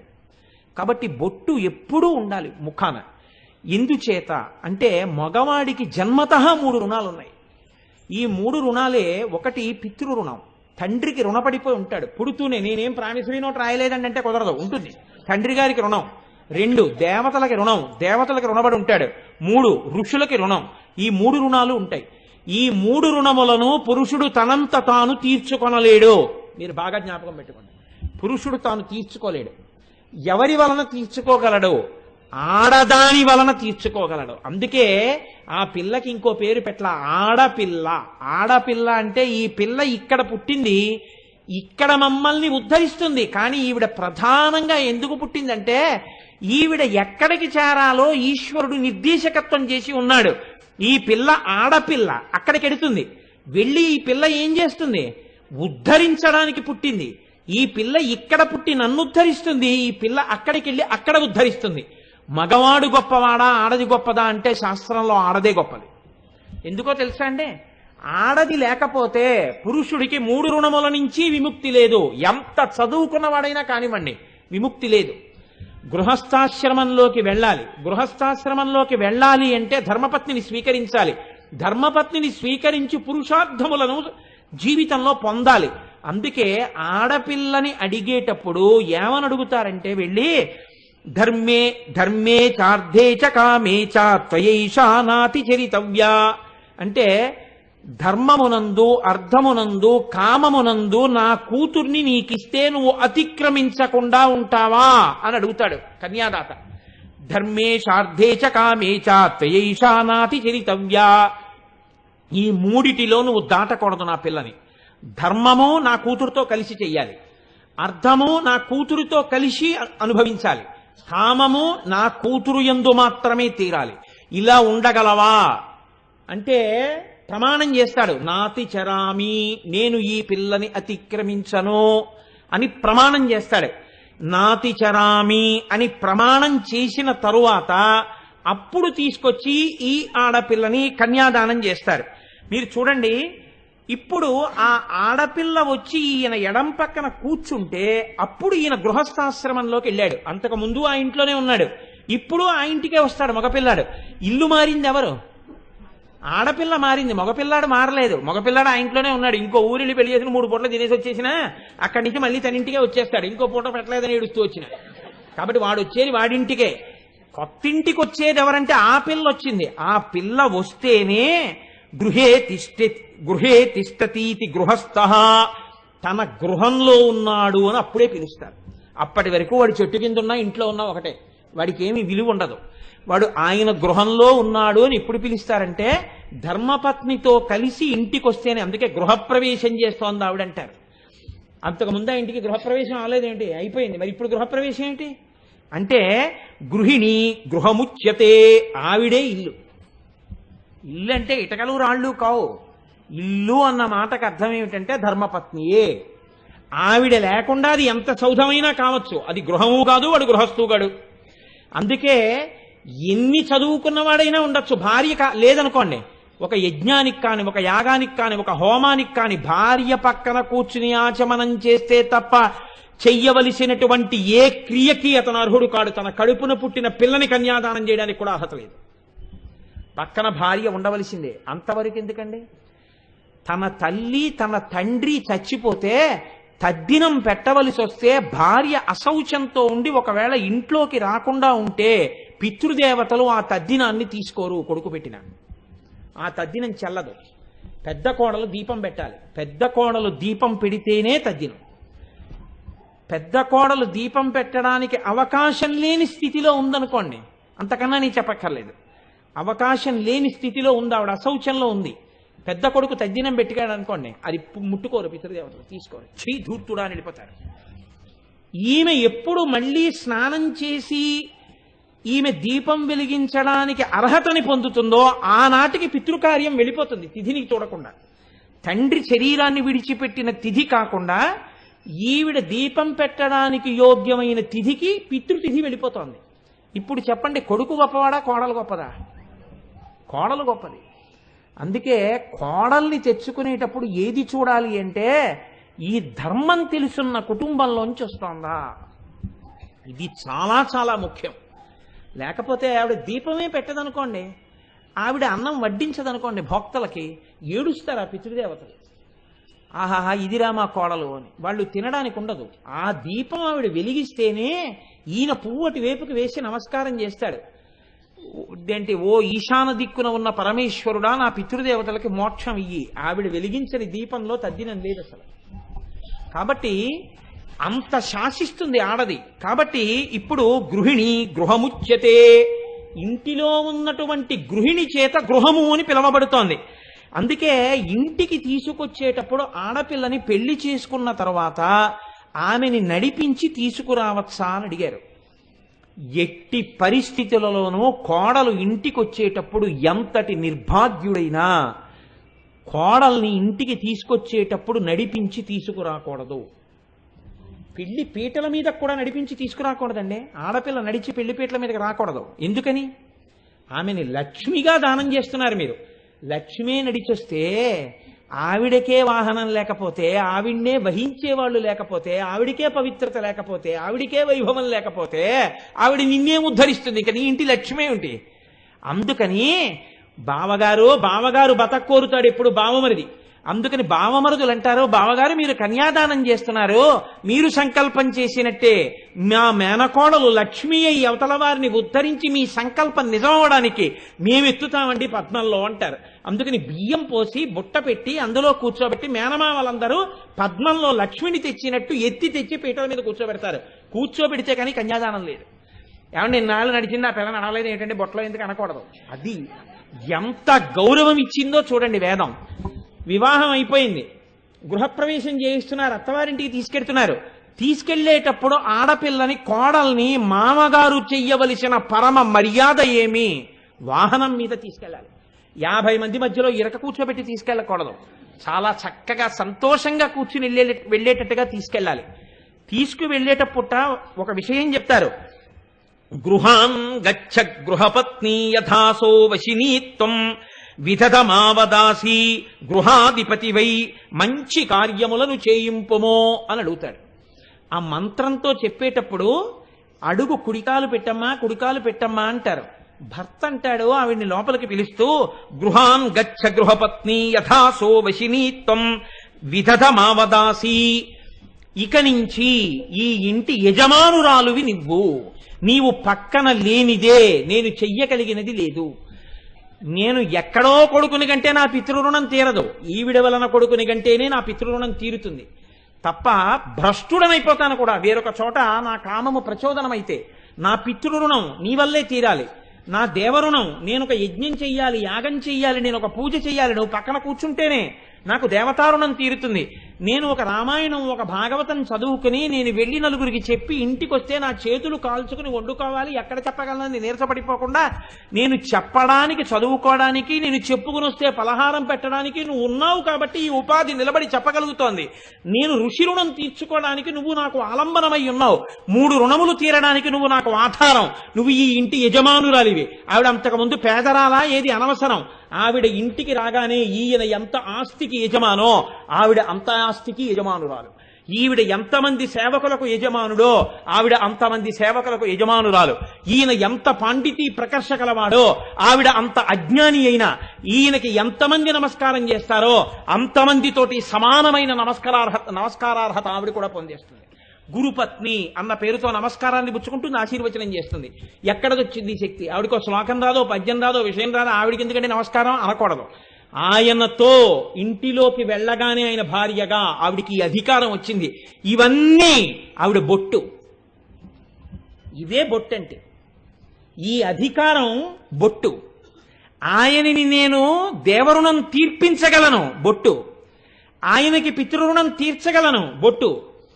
ఆయనకి నేను దేవతారుణం ఋషి రుణం తీర్పించగలను, బొట్టు. నేను ఈ ఇంటి యజమానురాలను, బొట్టు. నా ఉపాసన చేత ఆయన తెచ్చినది సముధికంగా వృద్ధిని పొంది 10 పుణ్యకార్యాలు మేమిద్దరం కలిసి చెయ్యగలం, ఇది బొట్టు. ఇప్పుడు చెప్పండి, ఆ ఒక్క బొట్టులో ఎంత శోభ నిండిపోయింది. ఒక ఇంటి మంగళం అంతా ఎక్కడుంది అంటే ఆడదాని బొట్టులోనే ఉంది. బొట్టు పెట్టుకున్న లలాటం ఆ కుటుంబ వృద్ధికి సూచన. బొట్టు పెట్టుకున్న ఆడది ఉన్నది అంటే ఆ ఇల్లు మంగళప్రదమై ఉన్నది. ఆ ముఖ దర్శనమే చాలు, అమ్మవారి ముఖ దర్శనంతో సమానం. ఈవిడికి ఈ బొట్టు ఉంచుకోగలిగిన శక్తి ఎక్కడి నుంచి వచ్చింది? ఆ బొట్టులోంచి వస్తోందన్నారు. ఒక సూర్యుండు సమస్త జీవులకు తానొక్కొక్కడై తోచుపోలిక ఏ దేవుడు సర్వకాలము మహాలీల నిజోత్పన్న సస్య కదంబ హృత్సరోరుహములం నానా విధానో రూపకుడై తోచు ఒక్క హరినే ప్రార్థింతున శ్రాంతమున్నంటాడు భీష్ముడు. ఒక్క సూర్యుడు ఇంతమందికి ఒక్కొక్క సూర్యుడైనట్టు ప్రతి ఇంటి ఇల్లాలు ప్రతి భర్త పక్కన లక్ష్మీప్రదయ్యి నిర్వహించగలిగినటువంటి శక్తి, ఇంత గొప్ప శక్తి ఎక్కడి నుంచి వచ్చింది? ఈవిడ సువాసినిత్వానికి గుర్తయిన బొట్టులోని ఈ శక్తి ఆవిడ బొట్టులోంచి వస్తోంది. ఆవిడ అనుగ్రహం ఉంది కాబట్టే ఆవిడ ఎక్కడికైనా వెడితే ఇవ్వగలిగిన వాళ్ళైనా ఇవ్వలేని వాళ్ళైనా ఒక్కటే, ఉండమ్మా బొట్టు పెడతా అంటే అంతే, ఉండిపోవలసిందే. అందుకే ఒక నానుడి ఉంది, ఇంత పసుపు కుంకం కోసం 10 ఆమళ్ళు పరిగెత్తింది అంటారు. అది పసుపు కుంకాలు కావు మన దృష్టిలో, అవి ఒక కుటుంబమునందు యజమానురాలు సభర్తృకయ్యి కుటుంబాన్ని నిలబెట్టి నడిపించగలిగినటువంటి నిరంతర చిరునవ్వులు విరిసేటటువంటి ఒక పుష్ప గుచ్ఛం ఆ బొట్టంటే. ఆ బొట్టులో ఆ ఇంటి సౌభాగ్యం, ఆ ఇంటి ఆనందం, ఆయన విశ్రాంతి స్థానం, ఆయన అభ్యున్నతి, ఆ పిల్లల అమ్మా అన్న పిలుపు, ఆ పిల్లలు నాన్నగారు అని పిలిచిన పిలుపు, ఆ దంపతులిద్దరి సంతోషం, వాళ్ళిద్దరూ కూర్చుని పెట్టించుకున్న నమస్కారం, ఇద్దరూ కలిసి చేసిన ఆశీర్వచనం, ఆయన చెయ్యి పట్టుకుని ఆవిడ నడిచినటువంటి నడక, వాళ్ళిద్దరూ పొందుతున్న సంతోషం, ఇవన్నీ ఎక్కడున్నాయి? ఆ కుటుంబంలో ఆవిడ బొట్టులో ఉన్నాయి. అందుకే పురుషుడు ఎప్పుడు చూసినా బొట్టుతో కూడిన ముఖాన్నే చూడాలి. ఆ బొట్టు అంత పరమ పవిత్రం. ఇంత పవిత్రమై, ఇంత శోభాయమానమై, ఇంత మంగళప్రదమై, ఇంత కళ్యాణకారకమైన ఈ బొట్లన్నీ ఎక్కడి నుంచి శోభ పొందుతున్నాయి? ఆ బొట్టులోంచి ఈ బొట్లు పొందుతున్నాయి. అందుకనమ్మా, నీ లలాటమునందు పెట్టుకున్న కస్తూరి తిలకమున్నదే, దాన్ని దర్శించిన వాడు ఉత్తర క్షణంలో ఈ ప్రయోజనాన్ని పొందుతున్నాడు. అందుకే పిల్లకి పెళ్లి చేసేటప్పుడు ముందు గౌరీ తపస్సు చేయిస్తారు, ఇంకొకటి ఉండదు. ఆ గౌరీ తపస్సు చేయించేటప్పుడు ఆడపిల్ల ముందు ఏ వేలు కుంకంలో పెట్టాలో, ఎలా అమ్మవారికి బొట్టు పెట్టాలో, బొట్టు పెట్టి కూర్చుని చక్కగా కుంకుమార్చన చెయ్యాలి. ఏ వేళ్లతో కుంకం పట్టుకోవాలో, ఎలా వెయ్యాలో నేర్పుకోవాలి తల్లి తండ్రి. ఇక్కడ చేసిన పూజే రేపు ఆడపిల్ల అయి అక్కడ వైభవాన్ని నిర్ణయం చేస్తుంది. ఇక్కడ వీడియోల కోసం పూజ చేస్తే నేను చెప్పను. కనుక ఆ బొట్టు అంత ప్రధానమైనది. అందుకే చూడండి, ఒక గొప్ప మాట అంటాడు పురుషుట్ట, డబ్బు తీసుకొచ్చి నా భార్య చదువుకోలేదు, నా భార్యకి తెలియదనట్ట. ఎవ్వరికైనా తెలియదేమో కానీ పురుషుడి యొక్క అర్ధశక్తి ఎవరికి తెలుస్తుందంటే భార్యకి తెలుస్తుందట. అర్ధస్య సంగ్రహే చైనాం వ్యయే చైన నియోజయేత్. ఇంటిలో ఉండేటటువంటి డబ్బు వృద్ధిలోకి ఎప్పుడు వస్తుంది అని అడిగారు. 10,000 అంకెలో ఎన్ని సున్నాలున్నాయో భార్యకి తెలియకపోయినా ఆవిడ నీ ఇంటి లక్ష్మి. నువ్వు అర్ధాన్ని తీసుకురాగానే పరమ సంతోషంతో నీ భార్య చేతిలో పెట్టి లోపల పెట్టబోయ్ అన్నాడు. నువ్వు ఖర్చు పెట్టేటప్పుడు ఏమోయ్ ఓ 1000 పట్రా అనాలి. 1000 అంటే ఎన్ని నాకు తెలియదు అందనుకోండి, మీరు నవ్వు నవ్వి లోపలికి వెళ్ళి లెక్క పెట్టి, ఇదిగో ఈ 10 100 అయితే 2 సున్నాలున్న ఒకటి పక్క 2 సున్నాలున్న 10 కాగితాలు అయితే 1000. ఏమీ తెలీదు, ఇంత ఆస్తికి యజమానురాలివి అనో చిరునవ్వు నవ్వాలి. ఈ వృద్ధి ఎక్కడి నుంచి వస్తుందోట తెలుసా? ఆవిడ చేత్తో పుచ్చుకోవాలా, ఆవిడ చేతిలో పెట్టాలి, అందులోంచి వస్తుంది. అంతేగాని నీ మోహం నీకేం తెలుసు అంటే వచ్చేది రాకుండా పోతుంది. ఆవిడ లక్ష్మి, అందుకని ఆవిడ్ని గౌరవించడం నేర్చుకో. ఆవిడ చేతిలో పెట్టు, ఆవిడ చేత్తో బుచ్చుకుని ఖర్చు పెట్టు. అందుకని శాస్త్రం అంటోంది ఆవిడిని నియోగించు అని చెప్తోంది. నీ అర్థము పెరగడానికి ఆవిడే హేతు, నీ ఇల్లు సౌభాగ్యవంతంగా ఉండడానికి ఆవిడే హేతు, ఆవిడే నీ ఇంటి లక్ష్మి. ఆవిడ ప్రసన్నమైతే చాలు, నీ ఇల్లు లక్ష్మీ నిలయమై కూర్చుంటుందంతే. కాబట్టి అర్ధస్య సంగ్రహే చైనాం జయే చైవ నియోజయేత్. ఏమండి ఫైల్ రాయడం వచ్చా, నాలా చదువుకుందా, ఇంత డబ్బు ఎక్కడొచ్చిందండి? బిడ్డొచ్చిన వేళ గొడ్డొచ్చిన వేళ అంటారు. అందుకే ఆవిడ నవ్వుతూ ఉంటుంది, ఆ నవ్వుతూ అందుకుంటుంది, నవ్వుతూ ఇస్తుంది. అందుకే అంత వృద్ధిలోకి వస్తారు. ఎంత మంచి పేరో పెట్టి అమ్మవారి పేరు పెడితే ఇంకో పేరు పెట్టి పిలిచినా నొచ్చుకోకుండా ఎప్పుడూ చిరునవ్వులు నవ్వుతూ అనుసరించి వెనకాతల ఉండి అన్నీ అందించే భార్య ఉంది కాబట్టి ఇంత వృద్ధిలోకి వచ్చి ఇంత గొప్ప ఆయన, మా ఆయన ఇంత అధికారంలో ఉన్నారన్న పేరు మగాడికి వచ్చింది. కాబట్టే ఒక్క మాట చెప్పారు పెద్దలు, అన్నారు శోచంతిజామయో యత్ర వినశ్యత్కాశుతత్కులం నశోచంతి తు యత్రైత వర్ధతే తద్ధి సర్వదా. ఆడపిల్ల ఇంటికి వచ్చినప్పుడు ఇంత బొట్టు పెట్టి, సిగలో పూలు పెట్టి, 4 మట్టి గాజులు వేసి, నీకుంటే చీర పెట్టు, లేకపోతే సంతోషంగా మాట్లాడి ఒడిలో చలివిడి పెట్టి పంపించు చాలు. ఇంత చలివిడి నువ్వు ఆ పిల్ల ఒళ్ళో పెట్టి పంపించని పుట్టిల్లు ఉన్నా ఒకటే, ఊడిపోయినా ఒకటే. అది కనీస బాధ్యత ఆడపిల్ల తల్లికి. పిలిచి చలివిడి పెట్టాలి. తన బిడ్డ కాకపోయినా పిలిచి పెట్టిన తల్లి ఎవరో ఆ తల్లి గత జన్మలలో ఆ పిల్లకి తల్లి అని నిర్ణయం చేయవలసి ఉంటుంది. కాబట్టి సంతుష్టో భార్యయా భర్తా భర్తా భార్యా తథైవ చ యస్మిన్నేవ కులే నిత్యం కళ్యాణం తత్ర వై ధ్రువం. ఒక ఇల్లు ప్రశాంతంగా మంగళప్రదంగా వృద్ధిలోకొచ్చి ఆ ఇంట్లో పిల్లలు కూడా చాలా పైకొస్తారని ఎప్పుడు చెప్పగలవు? ఆ ఇంట భార్య భర్త వలన ప్రీతి పొందాలి. నేను ఇలా అన్నానని అనుకోకండి. ఆడదానికి గొప్ప తృప్తి ఎప్పుడు అంటే, మగడు మెచ్చిన చాల కాపురంలోన మొగలి పూల గాలి ముత్యాల వాన, అంతకన్నా ఎక్కడుంది? కాబట్టి భర్త భార్య సంప్రీతురాలయ్యేటట్టు ప్రవర్తించాలి. అలాగని ధర్మ విరుద్ధంగా ప్రవర్తిద్దామని భార్య చెప్తే భర్త అంగీకరించకూడదు. నచ్చ చెప్పుకుని చక్కగా బోధ చేసి మళ్ళీ ఆవిడ్ని దారిలోకి తెచ్చుకుని అనుష్ఠానం చేయాలి. అహల్య తప్పు చేసిందని గౌతముడు విడిచిపెట్టలేదే. ఎలా దోషం పోతుందో చెప్పి తన భార్యగా స్వీకరించాడు. భర్తకి ఆ నైపుణ్యం ఉండాలి. చక్క దిద్దుకుని తను ధర్మపదంలో నిలబడాలి. మా ఆవిడ ఒప్పుకోలేదండి నేను మానేశాను అనుకోవడం, అప్పుడు దోషం నీది. కాబట్టి సంతుష్టో భార్యయా భర్త భర్తా భార్య తథైవ చ యస్మిన్నేవ కులే నిత్యం కళ్యాణం తత్ర వై ధ్రువం. ఈ భార్యాభర్తల మధ్య అవగాహన, నిత్య కళ్యాణం, పచ్చతోరణంగా ఇళ్ళు ఉండగలిగినటువంటి ఈ శక్తి కూడా ఎక్కడ పడుతుంది అన్నారు? బొట్టులోంచే పుడుతుంది. ఆజ్ఞాచక్రం కదండి. అందుకే కదా తారాబలం చంద్రబలం తథైవ అని చూసి పసుపు జీలకర్ర బెల్లం పెట్టించారు.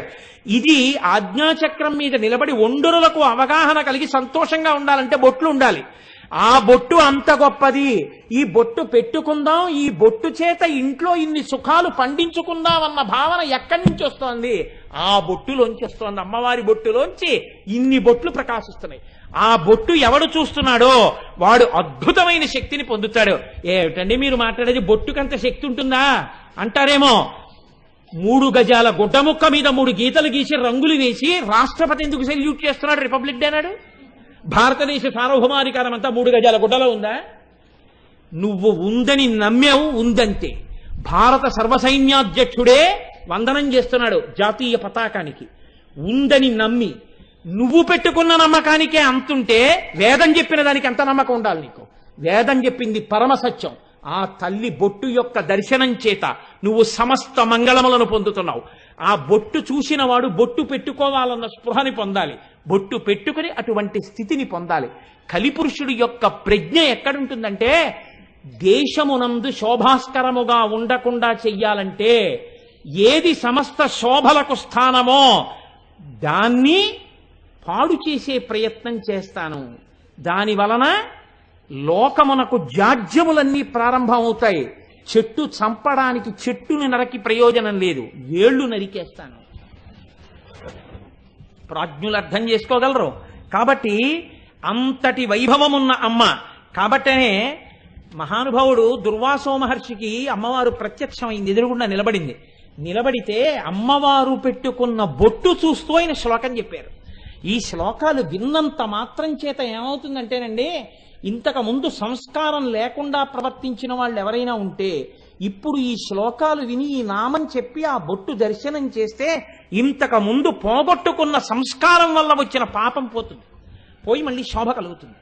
అందుకు నా శ్లోకాలకు అంత గొప్పతనం వచ్చింది.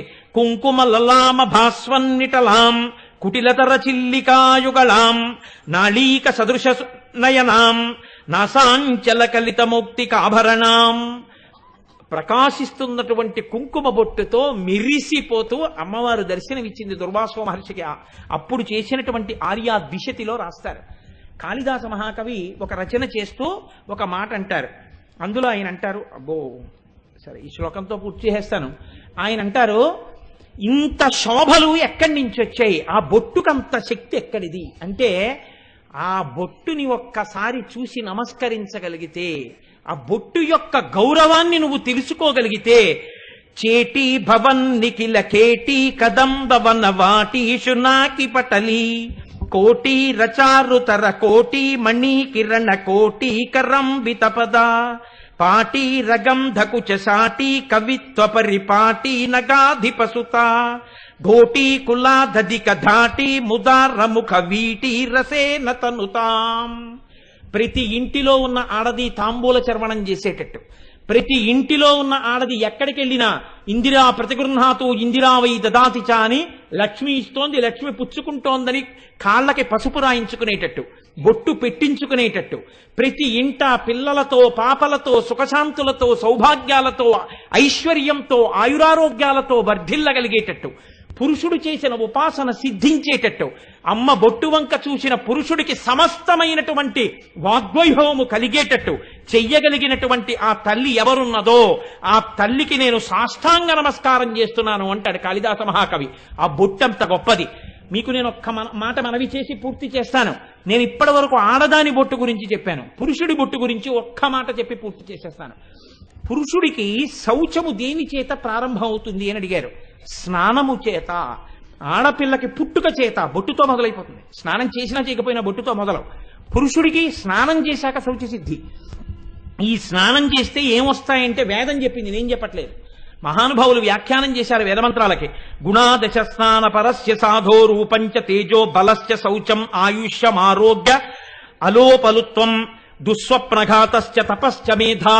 గొప్ప మేధాశక్తి, గొప్ప తపశ్శక్తి, ఈశ్వరుని యందు భక్తి, అంతకు ముందు రాత్రి కన్నటువంటి దుస్వప్నములన్నింటినీ పోగొట్టుకోగలిగినటువంటి శక్తి, దానితో పాటుగా గొప్ప తేజస్సు, మంచి బుద్ధి, మంచి బలం, మంచి శౌచం, ఇన్నిటినీ పురుషుడు స్నానం చెయ్యగానే పొందుతాడు.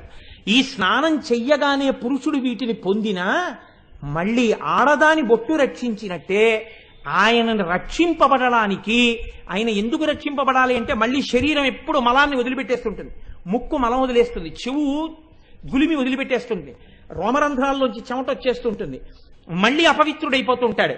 దీన్ని కాపాడుకోవడానికి ఒకే ఒక్క మార్గం పురుషుడికి మిగిలినదేది, స్నానం చెయ్యగానే బొట్టు పెట్టుకుని పురుషుడుంటే ఇతర కారణముల చేత అశౌచము పట్టుకోకుండా, అశౌచము కబళించకుండా అతని యొక్క శౌచమును నిలబెట్టి అతని బుద్ధిని, అతని బలాన్ని, అతని ఆరోగ్యాన్ని, అతని శౌచాన్ని, అతని మేధస్సుని, అతని సుఖాన్ని, సంపత్తిని, సమస్తమైనటువంటి వైభవాల్ని రక్షణ కవచమై నిలబెట్టగలిగినటువంటి ఆదిశక్తి యొక్క శక్తి పురుషునకు భ్రూమధ్యమునందు పెట్టుకున్నటువంటి బొట్టు యందు ప్రకాశించి కాపాడుతుంటుంది.